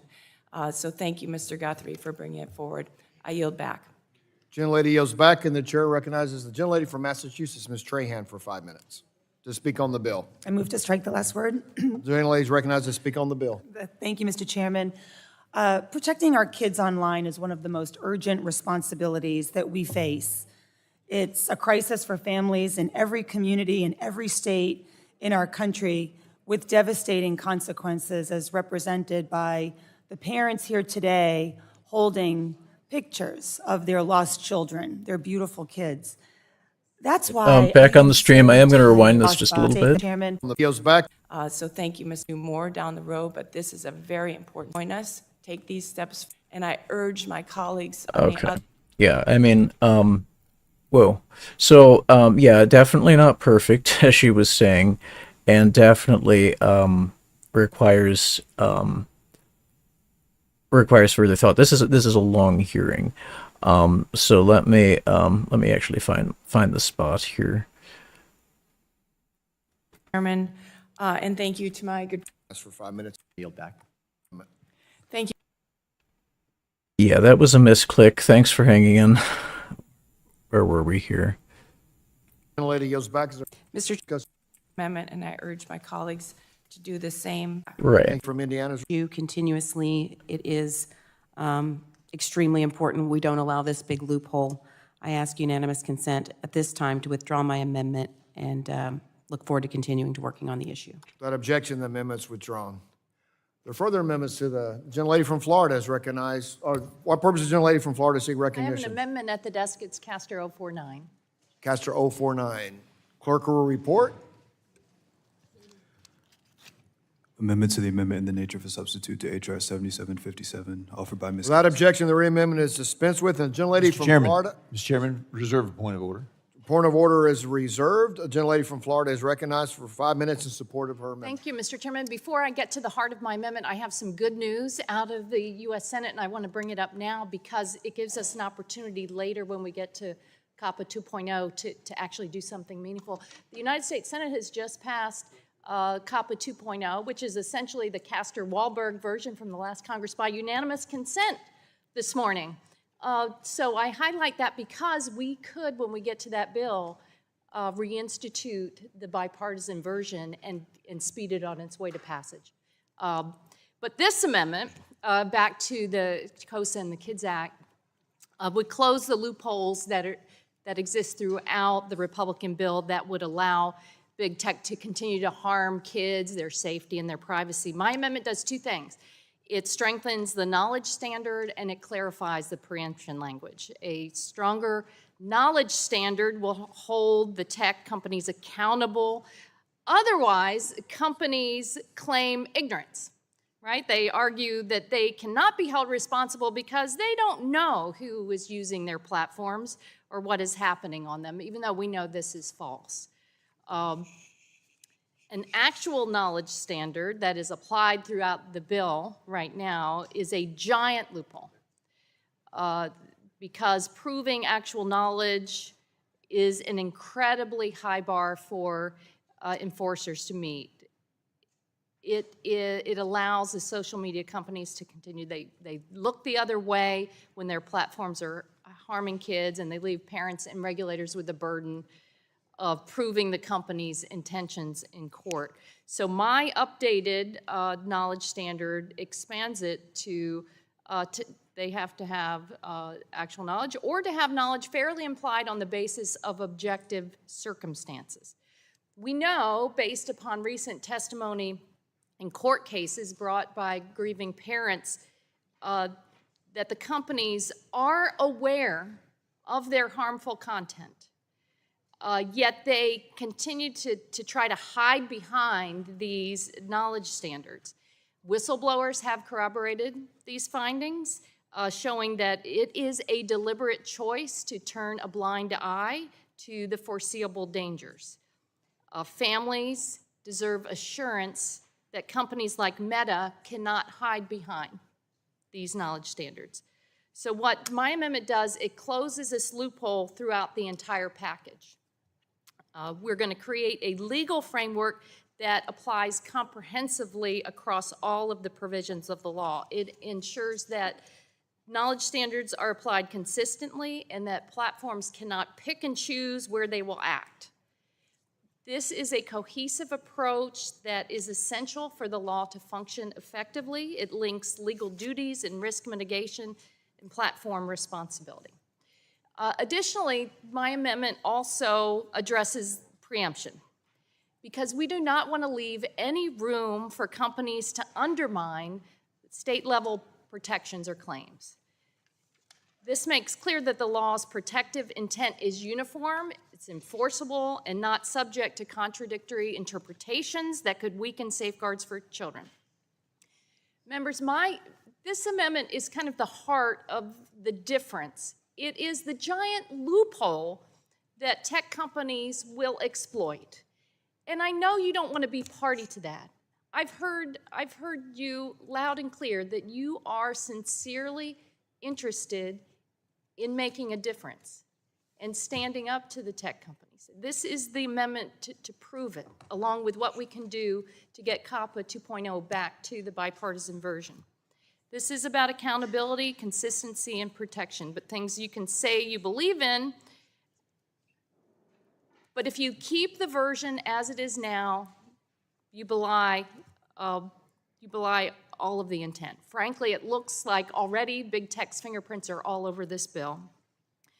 They figured out a clever way to veil, this is a cleverly veiled way to gut stronger state protections under the guise of child safety, and we just shouldn't stand for it. We need to craft a strong law together. And we can do this. We did it before in the last Congress. There's no reason why we should capitulate to the tech companies now. Let's stand up for kids. Let's reinsert the heart of the matter here with a stronger preemption, stronger standard that they can't use as a shield in court. It's live up to the responsibility that we have to kids and families, not the big tech companies. They have too much power here. Let's show them today that we stand with the parents and families. So, I mean, I'm not hearing a lot of specifics, or this is kind of just them selling their bills at this point. So, depending on how this goes, I might want to wrap this up. Thank you, Mr. Chairman. I seek recognition to speak in opposition to this amendment. And I want to thank my colleague from the Sunshine State for opening up and dovetailing this for me. She said that big tech's fingerprints are all over this bill. I find that to be a little bit hypocritical, considering that the only proposal that was offered to this committee was actually written by big tech, and they offered it. But I can tell you whose fingerprints are all over this amendment. The trial attorneys. The trial attorneys wrote this amendment. See, this amendment introduces a vague constructive knowledge standard that will act as a blank check for regulatory abuse by an undoubtedly future weaponized FTC. How do I know that? Well, one, I served on the Weaponization Committee last Congress, and I witnessed an overreach that you cannot even begin to imagine. We saw Lena Khan, the Biden FTC chair, move without unduly burdening legitimate business activity from the commission's mission statement, fundamentally changing how they operate. That subsequently became a target for American businesses. So let's be clear, this is just a deliberate move to attack Main Street mom and pop businesses, because we know in her tenure, Lena Khan, she started speculative lawsuits against otherwise law-abiding companies, colluded with European regulators to undermine US businesses, committed ethics violations on cases she would have otherwise been forced to recuse herself from, and embraced algorithm discrimination theories to stretch consumer protection authorities beyond the law. We cannot. Right. On this stuff, I mean, I'm going to say these are actually super important points. In essence, this is something, the weaponization of regulatory authority to censor and restrict access is not a wholly new thing. I mean, it was it's varied based on the medium over time. When we're talking about broadcast media, like going back to radio and network television, which was again over the airwaves, or talking about broadcast television where you have a bunny ear on your TV, that was regulated with a lot of strictness. It was regulated with a lot of scrutiny, oversight, standards being imposed. It was much tighter, okay? There was no real Wild West with respect to broadcast media. That from the outset was quality control and like public fairness and stuff was baked in, okay? That was relaxed a little with cable, when cable television came out, where it wasn't over the airwaves, so people were considered direct subscribers, and as a direct subscriber, you have kind of a different standard for how customer interactions are going to be treated and the content that can be provided, and that there again has become much more relaxed and open-ended with respect to how the internet and now social media is handled. So it's a very it's a very important point that like the uniformity of what standards are implied. Looks like I'm not connected. Am I connected here? Okay, yeah, it looks like the stream may have dropped. Yeah, if anybody could tell me if okay, it looks like I should be back on here. Yeah, so this stream is having some issues. I appreciate you all bearing with me with I guess one of my streaming services is having some lag. But essentially broadcast media, I don't know how much of that was lost, but broadcast media was handled very carefully, and cable was handled a little less carefully. The internet is very much open compared to that.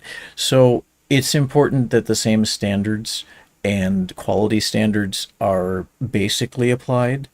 And it's part of the reason we, speaking to Mrs. Kamix of Florida's point, we believe in a public forum sort of provision, or the provision of, like the availability of a public forum online, either in terms of how large scale platforms are treated so that people's viewpoints can be reasonably expressed freely, and protections can be had, so that, so-called deplatforming and, just generic censorship and maybe restriction of customer feedback can't be ruled out, just based on the whim of a company to do that.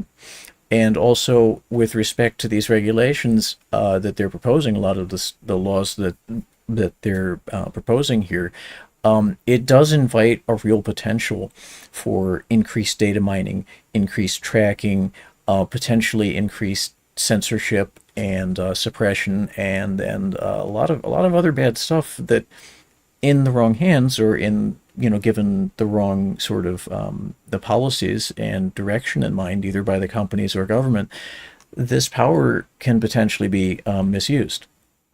So, that can harm children too, right? Very, very bad policy, or in very, bad actor with a big platform can potentially also be harmful. So that's something to keep in mind when they're proposing all this. Like, it's centralized. It's more in favor of centralizing authority, and that's in tech. That's not always how things are done. In fact, it's inadvisable from a number of standpoints in tech, when you have the option to give users more control, when you have the option to have more local administrators handle things.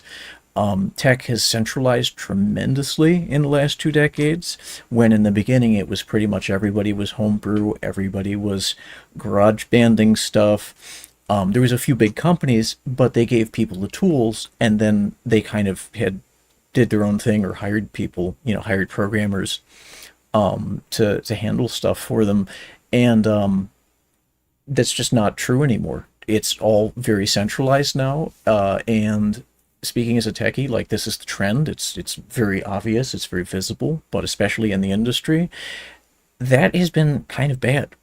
It's actually contributed to some extent to some of these issues that they're talking about, like the fact that the companies don't want to invest in a lot of levels of support and a lot of quality assurance and a lot of safety, and people to just look after things, look after people. That's kind of contributed to the issue. Centralizing it further and making more very broad, categorical, in some cases heavy-handed rules may exacerbate the problems. It may not go a long way to serving end users, and may not, in fact, supposedly and actually super go to help children or the general public using the internet, for example. So these measures are definitely something to be thought through, not something to just jump on a bandwagon about. So this is a very important point Mrs. Kamik raises. Have otherwise been forced to recuse herself from, and embraced algorithm discrimination theories to stretch consumer protection authorities beyond the law. We cannot give this power to the next chair of the FTC, which we know will continue to be weaponized unless a departure is made. So the underlying bill already contains a strong enforceable standard. Platforms are liable if they have actual knowledge, or if they willfully disregard that a user is a minor. Additionally, this section's preemption provision is narrowly written to specifically preempt what the bill is regulating and nothing more. A state still has the ability to enact laws and regulations that fall outside the specific issue that is being preempted, and this was confirmed with the states in question that have been mentioned here today. Now further, I'm going to read this out loud so everyone in the room can be on the same page here. Nothing in subsection A may be any law of a state with respect to trespass, contract, tort, or product liability, any statutory law that creates a remedy or penalty for criminal conduct, or any law of general applicability of a state with respect to consumer protection. This rule of construction is incredibly explicit. It directly preserves the ability for a parent to access the courts and protects ongoing lawsuits against social media and online gaming companies. I started out my remarks talking about the fingerprints of the trial bar on this amendment. You don't have to take my word for it, but we come with receipts.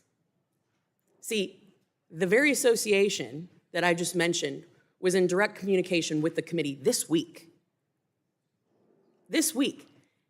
And if you don't believe that, then look no further than the talking points that they issued that became the actual legislative text that has been offered here today. They don't want us to legislate. They think that Congress needs to act to protect, they don't think that Congress should protect kids. They've told us that much because that's what their talking points say. They want the ability to make money. That's what this is about. With our language as written, we strike the balance of setting national safety standards and preserving a parent's ability to seek justice and hold big tech accountable. And I encourage all of my colleagues to reject this amendment and vote yes on the underlying bill. With that, Mr. Chairman, I yield. Gentlelady yields back. Further discussion of the amendment. Mr. Soto from Florida is recognized for 5 minutes to speak on the amendment. It's literally their talking. Thank you, Mr. Chairman. You know, this amendment is really the whole ball game here, right? We want to protect our kids. We want parents who are here today deserve the truth. And the truth is that this bill falls woefully short. It's actually pretty outrageous to weaken standards with a straight face in this committee today. We don't need to lock the courthouse doors or make justice next to impossible. I know a lot of these different standards are very confusing, especially to a lot of the parents, non-lawyers in the room, and so I wanted to take a few minutes to go over them. 2 main points. It will be next to impossible for victims to prove actual knowledge in court. And preemption hurts stronger state laws. And as an aside, there were prior bills that included both of these that we all voted for last year in the subcommittee and, last term in the subcommittee, and now they're gone, right? So under this, you must show a social media site had actual knowledge of harm to kids, rather than the proper standard, which is duty of care. That means you have to show a social media site knew that their algorithm or other practice was very addictive to kids, or that it was causing depression, or that they facilitated drug dealing or sex trafficking. The proper standard should be duty of care, because a jury would understand it's either knew or should have known that these practices were harming kids. The victims would have to show a company specifically knew that that algorithm or that practice causes harm. Find the smoking gun, which rarely ever occurs. Some smoking gun email or a study or other evidence that they knew specifically. As an attorney, I can tell you this rarely ever happens. With the duty of care standard, juries can use common sense. They can say, you know what, after thousands of kids have been hurt, perhaps they should have known that that practice, that algorithm, that addictive part of it was harmful. And maybe they should have done something about it. If this becomes law, we may never see victims' families prevail in court again. We may see some of these court cases that are already there, because we heard a discussion about it, continue to move forward, but anyone going forward after this, it makes it harder. And I'm not here to demonize tech companies. Yeah, there is a really good point raised here, and it dovetails with what I was saying about over-centralization of tech, which has happened over the last 2 decades. There, some distributed responsibility, especially, again, when the companies aren't necessarily willing to invest in staff. They aren't necessarily willing to invest in, more human oversight. It may actually be of benefit, right? Not always, like lawyers aren't always the answer. Okay, so just to reiterate what I said, because the stream is dropping here, lawyers may not always be the answer or whatever, but there definitely should be a little bit better of, distribution of oversight so that we don't get some of the same problems that we've been having. Like it's become too centralized, and moving more in that direction is probably not the best move. I'm not here to demonize trial lawyers, which, by the way, attorneys will be both defending all these families and also the companies. But if we make it harder with this bill, how could we, in good faith, support it? Briefly on point 2, preemption is tricky. States should have some discretion on greater protections. We just all talked about what we have in Florida. Social media ban for kids under 16, where parents can opt out their kids if they'd like to. This law is bipartisan support in Florida and has been upheld by the courts, including the 11th Circuit. And so we want to make sure we're getting these two areas right. That's why everybody came here today, to make sure we have justice. And so not only do the major issues matter, but the details matter to make sure that the courthouse doors remain open, that we give victims some rights to be able to prosecute their cases, and to make sure that states have some role in this. And with that, that's why I think this is the amendment. This is the crossroads. This is where, if we all vote for it, you could see a bipartisan bill out today. And if we don't, we still have a major divide that has to be bridged to get us back to the very bills we agreed on last term. And with that, I thank the gentlelady for, my fellow Floridian, for filing this very good amendment, and I yield back. Thank you. The gentleman yields back. Is there further discussion of the amendment? Further discussion of the amendment on either side? Seeing none, there's no further discussion. The vote occurs on the amendment. A roll call has been requested. The roll call has been requested, and the clerk will call the roll. Mr. Latta? No. Mr. Latta votes no. Mr. Griffith? Mr. Bilirakis? No. Mr. Bilirakis votes no. Mr. Hudson? Mr. Carter of Georgia? No. Mr. Carter of Georgia votes no. Mr. Palmer? No. Mr. Palmer votes no. Mr. Dunn? Mr. Crenshaw? Mr. Joyce? Mr. Joyce votes no. Mr. Weber? Mr. Weber votes no. Mr. Allen? Mr. Allen votes no. Mr. Balderson? Mr. Balderson votes no. Mr. Fulcher? Mr. Fulcher votes no. Mr. Pfluger? Mr. Pfluger votes no. Mrs. Harshbarger? Mrs. Harshbarger votes no. Mrs. Miller-Meeks? Mrs. Miller-Meeks votes no. Mrs. Kamick? Mrs. Kamick votes no. Mr. Obernolte? Mr. Obernolte votes no. Mr. James? Mr. James votes no. Mr. Bentz? Mr. Bentz votes no. Mrs. Houchin? Mrs. Houchin votes no. Mr. Fry?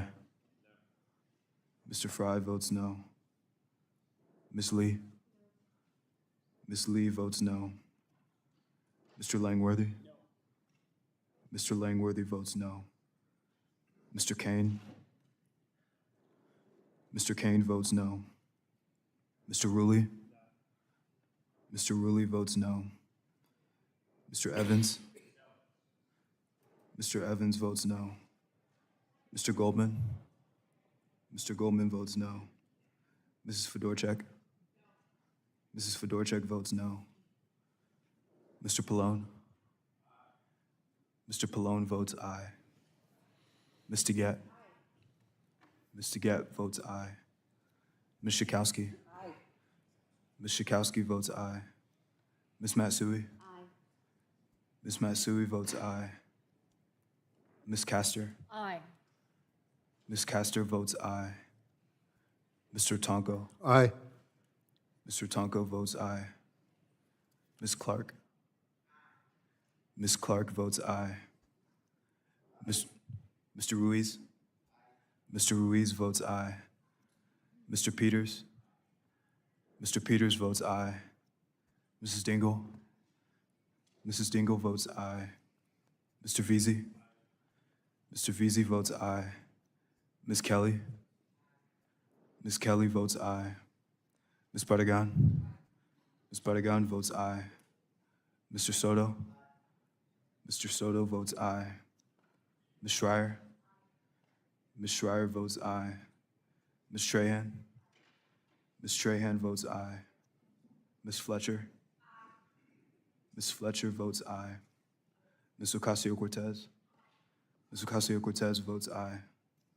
Mr. Auchincloss? Mr. Auchincloss votes aye. Mr. Carter of Louisiana? Mr. Menendez? Mr. Menendez votes aye. Mr. Mullen? Mr. Mullen votes aye. Mr. Landsman? Mr. Landsman votes aye. Ms. McCullen? Ms. McCullen votes aye. Chairman Guthrie? No. Chairman Guthrie votes no. Mr. Hudson? Mr. Hudson's not recorded. Mr. Hudson votes no. Anyone else on the Republican side seeking to answer the roll? Anyone on the Democrat side? The roll is, so seeing none, the clerk will report. Oh, I'm sorry, Mr. Carter. How's Mr. Carter recorded? Mr. Carter of Louisiana votes aye. The clerk will report the result.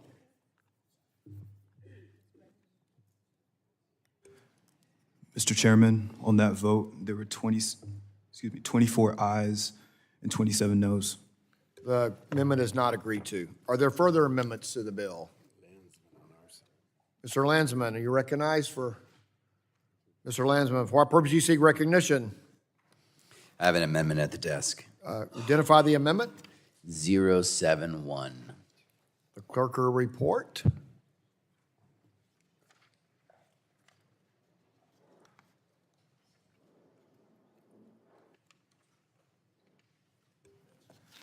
Amendment to the amendment in the nature of a substitute to H.R. 7757, offered by Mr. Landsman. Without objection, the reading of the amendment is dispensed with, and the gentleman from Ohio is almost at Kentucky. Ohio is recognized for 5 minutes in support of the amendment.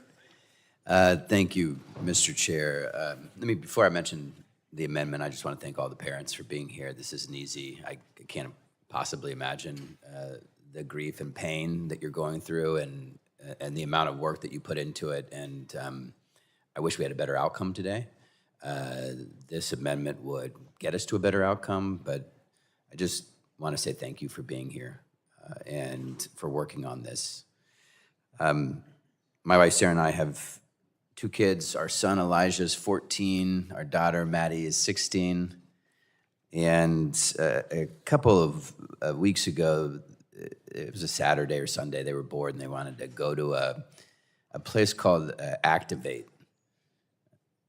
And I didn't know what it was, looked it up. It's this in-person sort of gaming facility, interactive technology. It was a little expensive, but it was 90 minutes, and they really wanted to go, and they wanted their friends to go with them. And so I took a bunch of, these 14, 15, 16-year-old kids to this place. And as you know, when you get to a place like this, you got a lot of paperwork to fill out. They got to know everyone's age, a lot of forms. Fill out all the forms. If something bad were to happen, God forbid, I could sue, Activate. Pretty straightforward. I didn't think twice about whether or not Ohio laws applied. I assume all the Ohio laws applied. And so I was thinking about that in the context of this bill and wondering why we treat big tech different than we treat small businesses. Why would we treat big tech any differently than small businesses? So this amendment— It's a very good question. fixes the knowledge standard so that big There are tech reasons. has to actually have It's a very good knowledge that question. there are young people, kids on their platforms. They can't deny it. changes the duty of care so that we can litigate, so parents can take big tech, these platforms to court. That's it. Yes, the lawyers have been involved. The lawyers all around this country want to be able to help parents take these firms to court. And 3, it deals with the issue of preemption so that state laws prevail, period. Not in some instances, but across the board. This amendment protects our kids, not big tech. So with that, I encourage all my colleagues to support the amendment. I yield back. Gentleman yields back. The chair recognizes the gentleman from Florida, Mr. Billirakis. Thank you. For 5 minutes to Mr. speak Chairman. on the I appreciate amendment. it very much. I seek recognition to speak in opposition to the amendment. Okay. This amendment introduces vague, constructive knowledge standard that will act as a blank check for regulatory abuse by future partisan FTC. And, we saw that in the last term. A constructive knowledge standard based on what a regulator thinks is fairly implied based on objective circumstances as an invitation to play gotcha with otherwise law-abiding companies. So the underlying bill already contains a strong enforceable standard. Platforms are liable if they have actual knowledge or if they willfully disregard that a user is a minor. So the underlying bill punishes bad actors who intentionally look away without opening the door to federal overreach, in my opinion. This amendment also adds anti-preemption language that is directly from the Senate KOSA bill. The underlying preemption language already is, and this is what it says, conflicts with preemption, which means that the only laws that are state laws, in other words, if it's a state law that directly conflicts with the federal law, then that particular law will be preempted. The underlying bill has the same preemption language that the minority insisted on during negotiations, and I happen to agree with them, and now they are moving the goalposts. It's plain and simple. The Constitution provides that federal laws can trump state laws, including laws that conflict with federal law, and adopting this upends constitutional responsibilities. So it's pretty clear, Mr. Chairman. I yield back. Gentleman yields back. Further discussion on the amendment? Gentleman from New Jersey is recognized for 5 minutes to speak on the amendment. I yield to my colleague from Ohio. Good. Yeah, thank you. You're feeling you. Thank you, Rob. The whole thing comes down to whether or not you can sue these companies. I mean, there's only so much that policy can achieve. Obviously, as lawmakers, we hope that our policy is spot on and it's foolproof and it covers all eventualities. But that's not the way it works. Typically, we get justice and things get fixed because people can take somebody to court. That's it. And right. There are two big it's a fair groups point. in this country that it's a fair point. And, whether basically courts do exist to determine, responsibility, right? That's something a court exists for. If there's a foul, something's done wrong, someone's hurt, the court is there to explore that, and that's something a platform may or may not be fully equipped or willing to do. And the very top-down approach is probably gonna not handle as well. So as sticky as getting involved with like lawyers and lawsuits is, it can persuade businesses to act a different way. So there's definitely a strong argument in this direction that there should be an avenue of accountability via bringing personal suits rather than just attorney generals trying to oversee everything. Because there's 50 of them, and there's maybe 50 million parents in the country, right? There's reasons to maybe not have like open season where you could file a suit and get a huge judgment for just any reason. But a lot of these companies are not hurting for capital, may not have the incentives to actually oversee it properly in the first place. So there is an argument to be made that is a viable way of enforcing a little better oversight on the platforms. Protections that have these litigation shields, even though they've caused enormous damage to our children. Big tech and gun manufacturers. Why can't I sue either one of them? I just don't understand. I really don't, other than the money. Yeah, Anyway. that's a fine point. Gun makers make products that have inherently, when used, not that you could just necessarily unawares blunder into that. Although again, we have a duty, an owner duty of care for guns.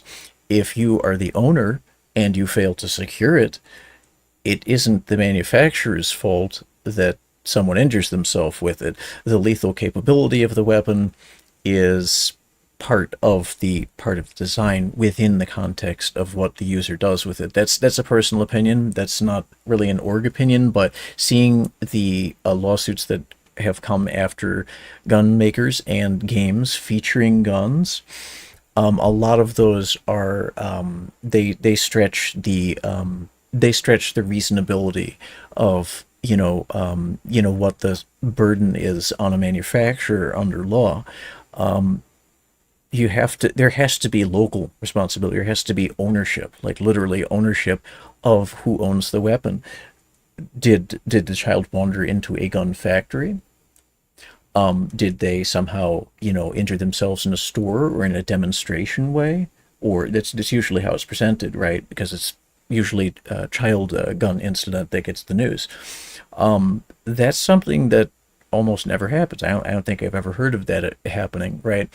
If a teenager breaks into a gun factory and they get hurt, well, some lawyers say that's the responsibility of whoever owns the property. I don't know that I agree about that.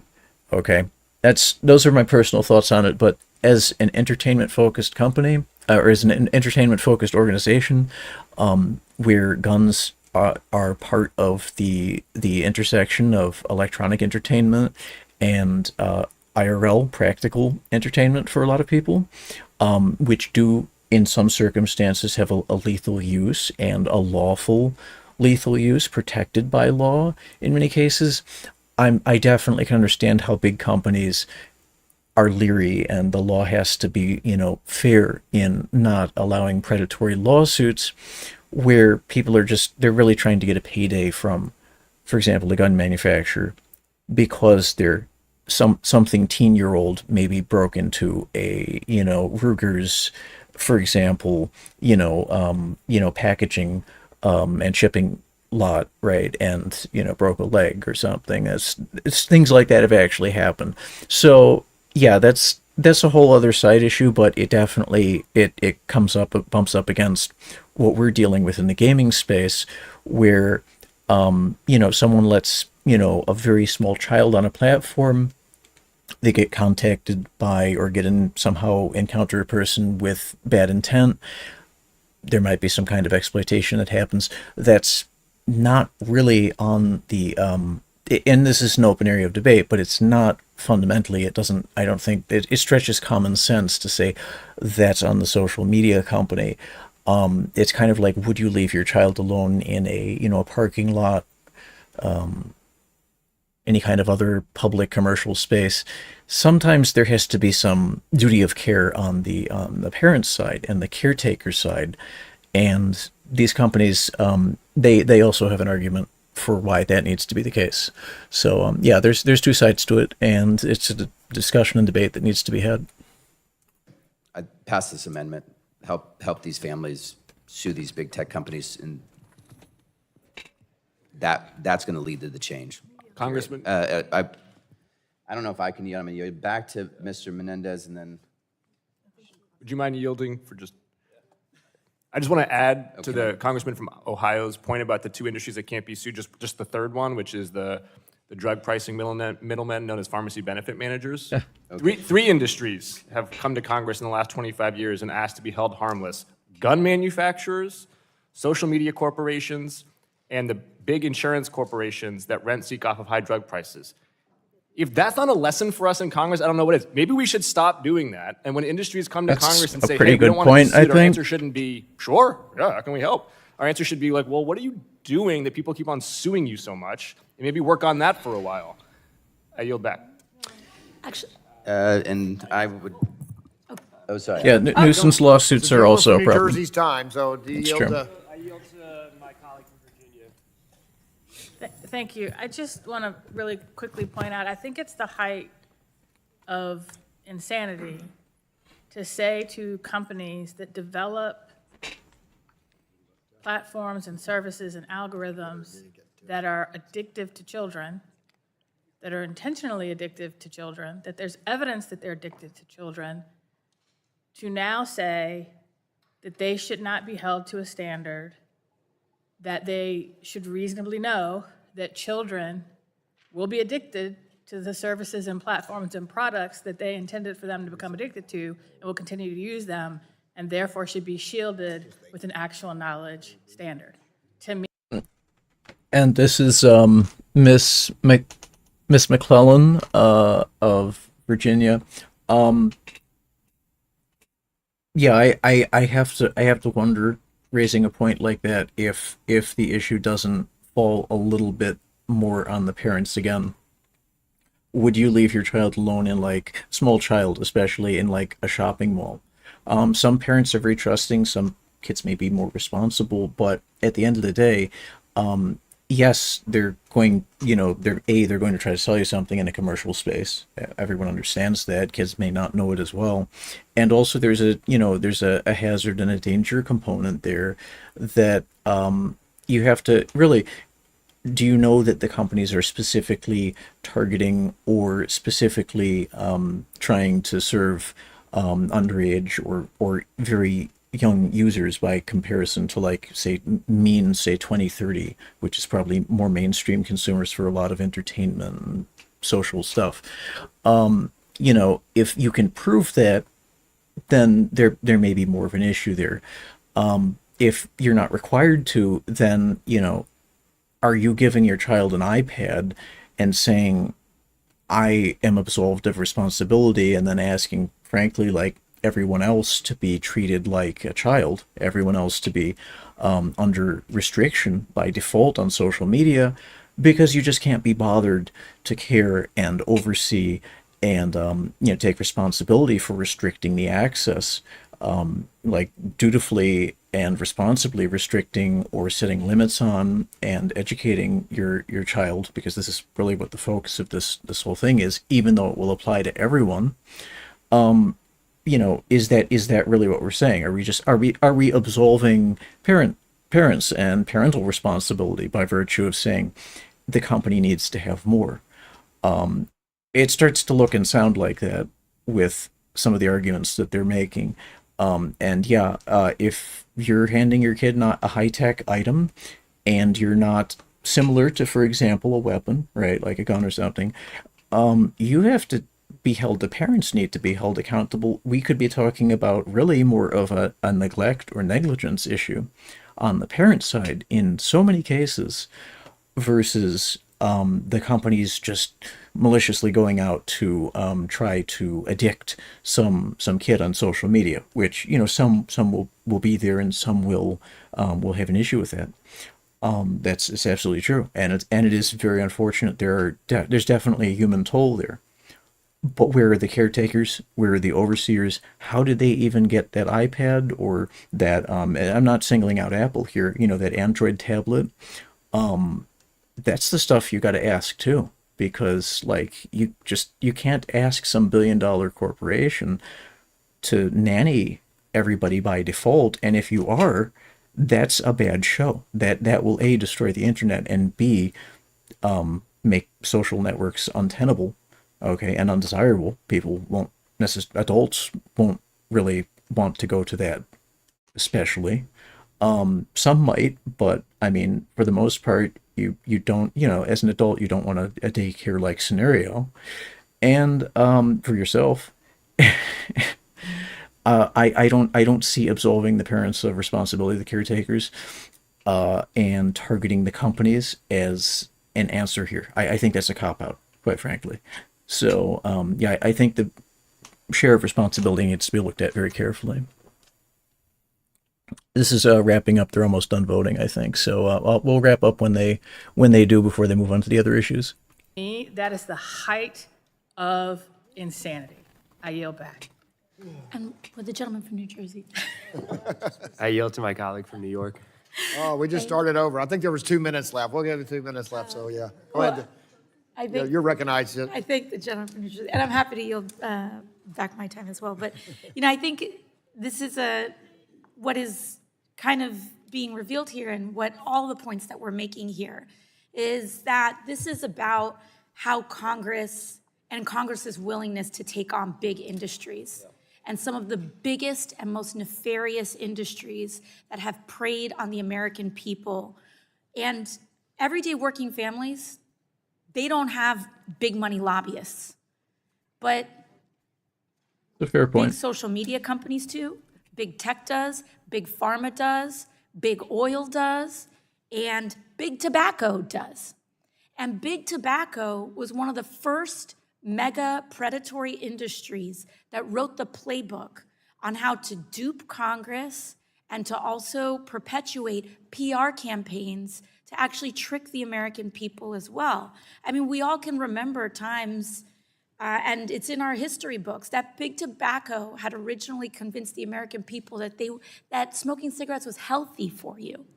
They suppressed science, they suppressed evidence, That's right. and then they lobbied Congress to prevent any sort of regulation. And millions of Americans were diagnosed with cancer and got sick, and we found out decades after the fact how dangerous this was. Big oil did the same thing when we found out that burning fossil fuels contributed to carbon emissions back in the 1970s. Exxon's internal scientists determined this, and then they set out to bury that science and evidence. We're seeing this with opioids and opioid manufacturers that preyed on the American people, understanding and knowing how addictive their substances was. And now we're seeing this with social media and big tech.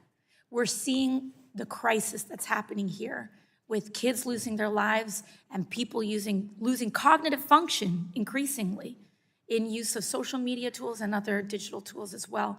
So we have to stand up and say we see right through them. That's a big true and that point. we're willing to stand up to big money. People behind have this as got well. measurably dumber in From recent New years. Jersey exhausted all your time, so gentleman yields back. So thank you. Any further discussion?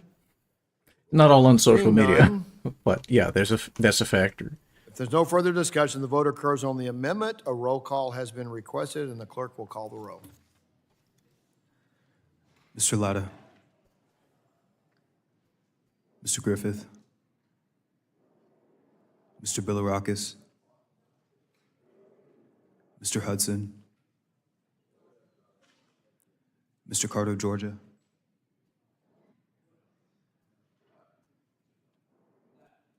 Mr. Carter, Georgia votes no. Mr. Palmer. Mr. Dunn. Mr. Crenshaw. Mr. Joyce. Mr. Joyce votes no. Mr. Weber. Mr. Weber votes no. Mr. Allen. Mr. Allen votes no. Mr. Balderson. Mr. Balderson votes no. Mr. Fulcher. Mr. Fulcher votes no. Mr. Pfluger. Mr. Pfluger votes no. Mrs. Harshbarger. Mrs. Harshbarger votes no. Mrs. Miller-Meeks. Mrs. Miller-Meeks votes no. Mrs. Kamick. Mrs. Kamick votes no. Mr. Obernolte. Mr. Obernolte votes no. Mr. James. Mr. James votes no. Mr. Bentz. Mr. Bentz votes no. Mrs. Houchin. Mrs. Houchin votes no. Mr. Fry. Mr. Fry votes no. Ms. Lee? Ms. Lee votes no. Mr. Langworthy? Mr. Langworthy votes no. Mr. Kane? Mr. Kane votes no. Mr. Ruley? Mr. Ruley? Mr. Ruley votes no. Mr. Evans? Mr. Goldman? Mr. Goldman votes no. Mrs. Fedorchak? Mrs. Fedorchak votes no. Mr. Pallone? Mr. Pallone votes aye. Ms. DeGette? Ms. DeGette votes aye. Ms. Schakowsky? Ms. Schakowsky votes aye. Ms. Matsui? Ms. Matsui votes aye. Ms. Castor? Ms. Castor votes aye. Mr. Tonko? Aye. Mr. Tonko votes aye. Ms. Clark? Ms. Clark? Ms. Clark votes aye. Mr. Ruiz? Mr. Ruiz votes aye. Mr. Peters? Mr. Peters votes aye. Mrs. Dingle? Mrs. Dingle votes aye. Mr. Veazey? Mr. Veazey votes aye. Ms. Kelly? Ms. Kelly votes aye. Ms. Barragan? Ms. Barragan votes aye. Mr. Soto? Mr. Soto votes aye. Ms. Schreier? Ms. Schreier votes aye. Ms. Trahan? Ms. Trahan votes aye. Ms. Fletcher? Ms. Fletcher votes aye. Ms. Ocasio-Cortez? Ms. Ocasio-Cortez votes aye. Mr. Auchincloss? Mr. Auchincloss votes aye.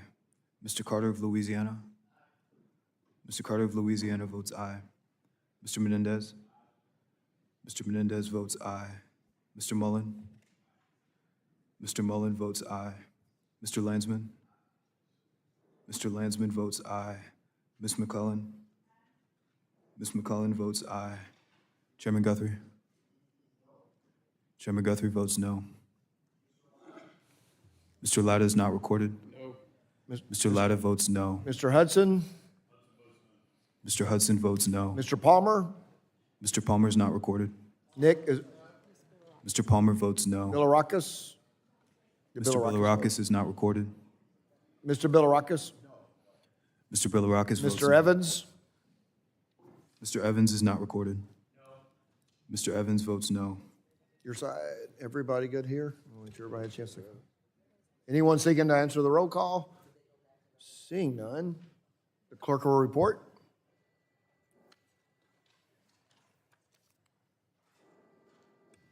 Mr. Chairman, on that vote, there were 24 ayes and 27 noes. The amendment is not agreed to. Are there further amendments? The gentleman from Florida, what purpose you seek recognition? For an amendment, You identify your amendment? KNOW_01_. The clerk will report. Amendment to the amendment in the nature of a substitute to H.R. Without objection, the reading of the amendment is dispensed with, and the gentleman from Florida is recognized for 5 minutes in support of the amendment. Thank you, Mr. Chairman.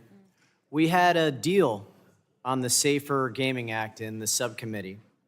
I filed an amendment that was agreed to at the time. The Safer Gaming Act amendment created parental controls for the chat features on online interactive video games. Kids under 16 would be opted into the most protective level of communication safeguards by default.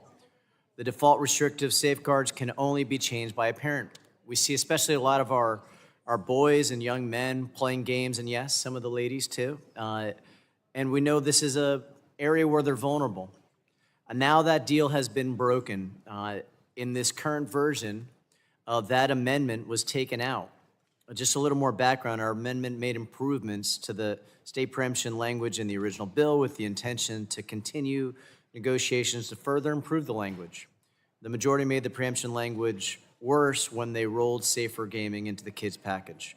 Our amendment strikes that state preemption language and replaces that standard with a standard that protects and sets it as a floor rather than a ceiling. I do want to thank Mr. Keene for working with me in the subcommittee on this, and I'm hoping we can keep the deal and pass this amendment. I now yield back. Gentleman yields back. The gentlelady from Florida is recognized for 5 minutes. Speak on the amendment. Thank you, Mr. Chairman. I'm speaking in opposition to this amendment, and I do want to thank it's the Floridians, man. We're all over the place. Representative Soto, I appreciate Florida all the work represent. that you and I do together. In fact, most of the work on this committee tends to be bipartisan, but I am absolutely struck by the fact that this amendment, the previous amendment, and subsequent amendments that are slated are quite literally identical. The language is identical to the word. I have to point that out because we keep doing this round robin, and I mean, you can pull every single one of these amendments and there is not even a deviation of a single word. They all say the exact same thing. And again, I believe everyone on this dais, everyone, Republicans and Democrats, all are looking for the same thing. We want to empower parents. We want to keep kids safe. I am the new mom to a little girl who is 6 months old, and I am terrified for her future. I am terrified for what she is going to encounter. But going about it where special interests is trying to influence these outcomes is ridiculous. I can speak to the fact that Representative Trahan, Representative Soto, and I, we are squarely in the crosshairs of big tech because we are willing to take on that fight. This is such a personal issue to so many, including people in our audience. But who else is in the audience? Trial attorneys. You know who you are. You know who you are in this audience. Don't for 1 second think that you are not going to skate by without being pointed out that you make money off of these lawsuits and that you didn't draft these amendments, and the talking points are quite literally what we're hearing from the other side. This should be about how do we advance this? How do we advance this to make this safe for kids and empower parents? All I'm still hearing is listening. I'm going to be right back. over and over and over, which has been drafted by the trial attorneys. And it seems like it's just, it's not productive. So I think, of course, we will see our colleagues continue to offer these. It's the same language over and over and over again, and it will have the same result. I personally would love for us to advance this bill so we can actually begin the hard work of protecting kids and empowering parents. Hey, I'm back. And I love that the trial attorney, there's some trial attorneys that are shaking their heads, but with that, Mr. Chairman.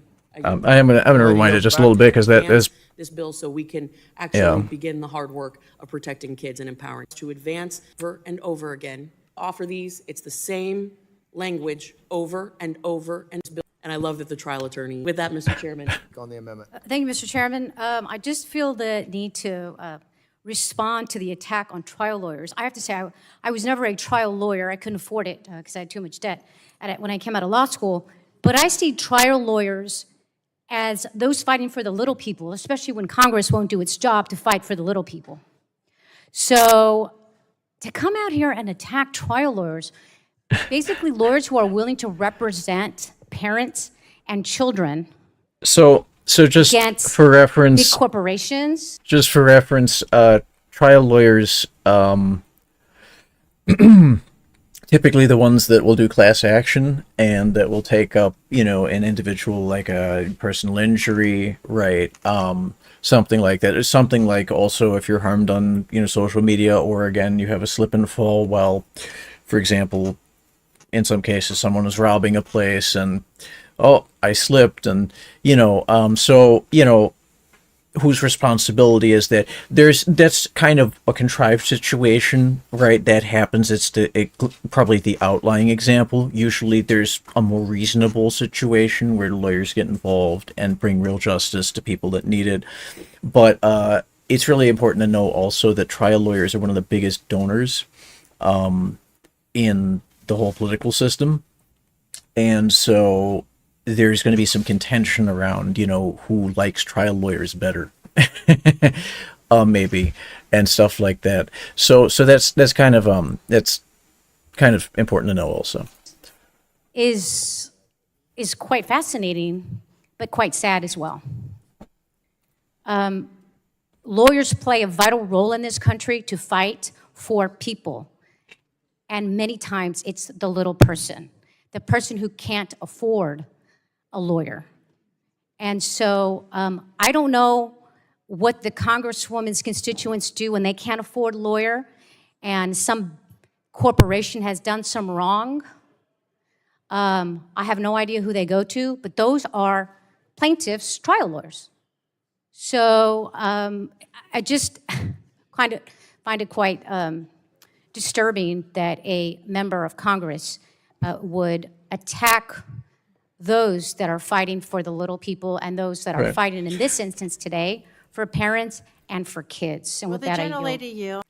That's Miss Barragan of, I hope I pronounced the name right, Barragan, maybe, of California. And although I think it was a full-throated defense of trial lawyers, there's definitely a point to be made that they, class action has changed industry, sometimes maybe even on balance more of the time than legislation has. Not the industry as in this specific, like gaming or entertainment in general, because frankly a lot of that is kind of usually outside their purview.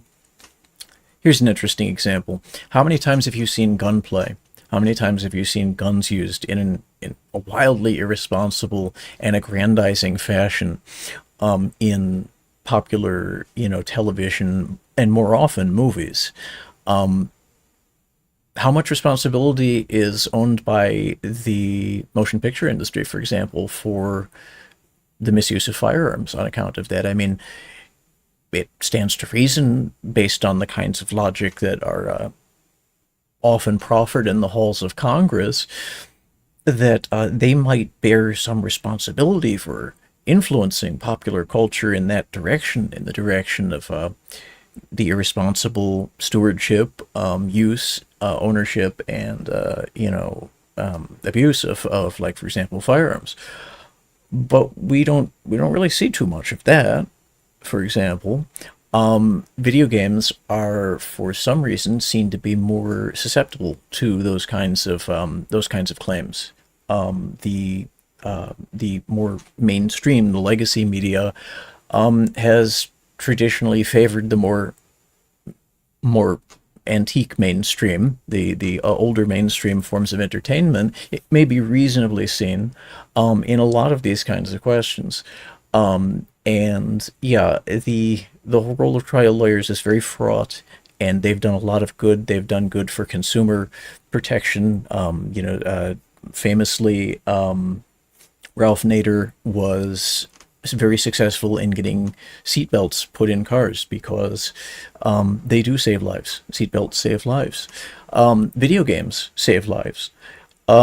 There again, in a surprising number of cases, guns save lives because they are used in the preponderant number of cases in a safe, lawful, and effective fashion. Again, drugs in the name, right? Drugs are bad. That's easily rolls off the tongue. But then again, the vast preponderant majority of drugs which are prescriptions are used for good. So the popular perceptions around these things don't always line up with the realities.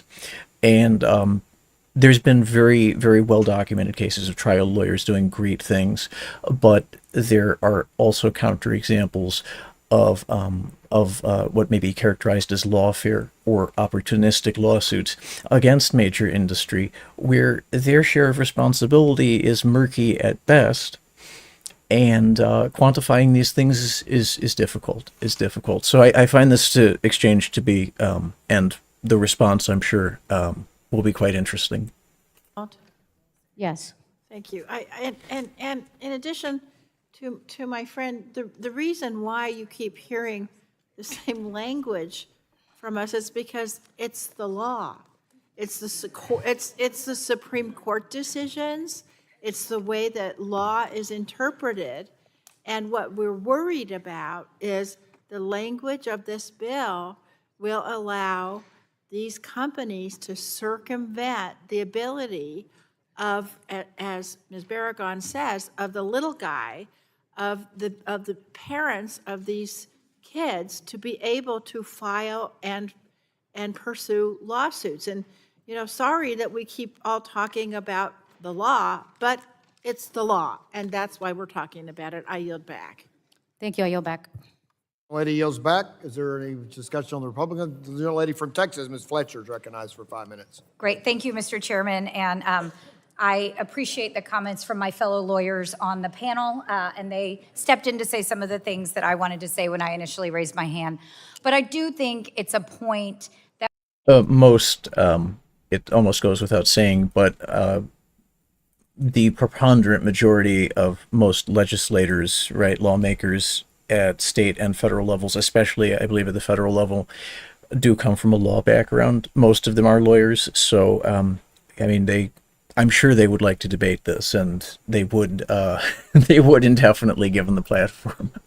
we need to remember in this committee, because Ms. Kamek was asking the questions about why are the trial lawyers so involved, and I think it's really important for us to remember that in our system we can either regulate everything or we can regulate nothing and try everything and have liability in the courts. But we have a hybrid system where we try to regulate, but the message from the Republicans is we want fewer regulations. We don't want government regulating. So the lawyers step in to say these things are causing harm, right? Whether you're looking at train accidents 100 years ago, we all had to read that case in law school, people getting hit by trains and on and on and on, to require safety. That's something we do on this committee: consumer protection, consumer product safety. So many of the things that we've learned are harmful to people in this country. We've learned not because we've regulated it first, but because citizens have been injured, have been hurt, and lawyers have come along and those cases get tried in court. And so we have this hybrid system. There are roles for regulation here, but what I hear over and over from the other side is less regulation. Okay, well then there should be more lawyers. Like, that's the answer to less regulation, is we want to protect citizens. We want to protect. Okay, all right, yeah, no, I'm... Okay. We need more regulators. We need more lawyers.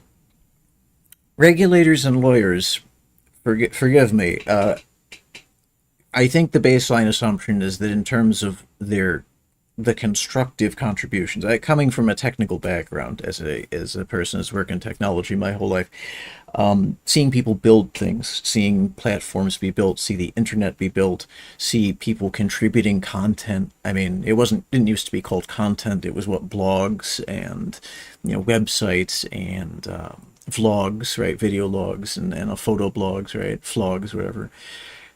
That's all contributing something. That's new stuff. That's people building things, okay? Traditionally, and with some exceptions I would love to hear in the comments, I'm sure there's really great exceptions that aren't coming to mind for me right now, but regulators and lawyers kind of they kind of direct and maybe redirect and reform, redistribute in some cases, come into based on a judgment, right? Like a lawful redistribution of wealth because you get a judgment. They don't necessarily build things, and I think there's a third option, and I think the solution isn't necessarily more regulators and necessarily more lawyers. I think there's a great big room. There's the biggest room in the world, right, for improvement, in parents stepping up and community stepping up, and in creators and participants, players, gamers, in the case of where we're coming from, stepping up to say, hey, no, we have a role in maintaining the good things that are there, maintaining good conditions for people, making sure, to the extent that regular people, civilians can, making sure everybody is kind of safe and looked after, and reporting issues to proper authorities. That's actually something that's far more fundamental and far more efficacious. It's far more effective in keeping the good, right? Like good artwork good video games. The communities have maintained video games where companies have long ago abandoned them. Sometimes that gets into a legal gray area, but that's actually, that's community curatorship, that's community action, that's a role for society, right? That's part of our name. GBAMS is Gaming Brethren Advocates Mutual Aid Federation and Society, and we believe in, and there are facets of all of that belong represented and are represented in the broader gaming community. Just because we're not in every neighborhood or whatever does not mean that the ethos and the spirit of what this organization is founded for isn't evident, isn't already there for so many people. I just happen to be the guy that wants to stand up in this case or sit and break some of these things down and delve into this. Most of the time gamers would rather be playing video games, right? Fortunately to some extent, because there are problems, there are kids being hurt, there are people being exploited, extorted, many bad things online and sometimes in video games. For the most part, that's handed off to authorities and to politicians and to lawyers. And that really, frankly, that's kind of too late, right? That's too late.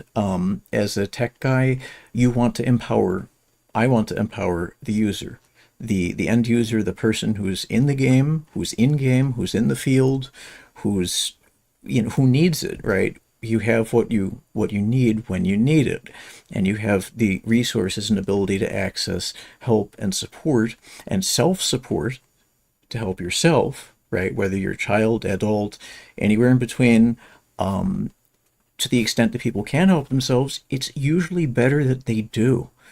An end user that can assist themselves is way better than someone who gets a lawyer after the fact because they were screwed over, or someone going with their hat in hand and pleading with a regulator to help make some huge change that has already affected a lot of people negatively, potentially. Or there are sometimes other motives for in industry for trying to get big industry changes. Sometimes it's motivated by competition in that industry, sometimes it's motivated out of that, sometimes it's some third party. Okay, some people don't like historically monopolies, don't like people to have a lot of alternatives, and big tech has become overly saturated with monopolies. Regulators and lawyers aren't going to fix that. They haven't been. That's probably why they're squabbling on the floor of I think it's a joint session. I think they have senators and no, this is the House. This is strictly the House. But yeah, I think it's a joint committee session because it's energy and commerce. I don't know if they combined them. I guess they did. But that's why we have this debate of, oh no, regulators, oh no, lawyers. Well, firstly, there tends to be a big overlap. And that's too late. In simple terms, no matter how much good they may do with the change in law and regulation, if there can be, right, if there can be good that comes out of these proposals, it's going to be a little bit short and a little too late for a lot of the, in some cases, kids, adults, people that are affected by these negative trends in technology, including malign, like we talked about way early on in the stream, malign design, right? Bad design that's designed to put people at odds with one another, to keep them enraged. Even if they're engaged, they're in a bad state mentally. And that is that's something it's like that's worth investigating from a regulatory and law and a legal standpoint. But really, you need more community. My position is in the position of the Mutual Aid Federation, the foundation that we have. It needs to be self-supporting. It needs to come from within the community. We need to stick up for each other, support each other, and speak out in a direct fashion or a fashion that's directed, constructively, engage in civil society, engage, even if it's boring, even if it's drab, and it could be tedious, but like there has to be time given. The community has to be resilient enough to support ourselves. because these people, they're not gamers. I mean, some I'm sure they play cards or something. Maybe they play croquet or billiards or something like that. But not shitting on any of those. Okay, but my point is, they really aren't us, right? They aren't gamers, and their sense of what is appropriate for the online world in general, which most of them have, like, I'm sure staff, they have like people for that, or they have a phone or something, and so they consider themselves to be part of the tech world, and they are, but not like people that live and breathe it, like tech people, studied in the discipline, not like gamers who live our lives playing games day in and day out, who know the lore, and who just are deep in our culture, in what's in the online world or in gaming or both. They're not the ones most suited to address these things. They're dealing with it from very much from the outside, very much with huge broad brushes, and no, this law, this regulation, maybe that's going to help, but odds are the real solution is personal responsibility, parental responsibility and oversight, local, more of a localized and local accountability and stewardship and control. Okay, and frankly, some of these monopolies need to be broken up. There's a big advantage to them collecting data, to having a lot of control that's convenient for, I'm sure, any number of purposes. But people get hurt. Children get hurt. Adults get screwed over, hurt, harmed, because of too much centralization and too much lack of accountability and agency that can be accessed by the end user, right? That's the person who has the technology, that's in, the player in the game. The more power people have to help themselves in general, my finding is, a lifelong techie, the better. Now, are all of them going to use it? Are all of them going to use it effectively or well? No.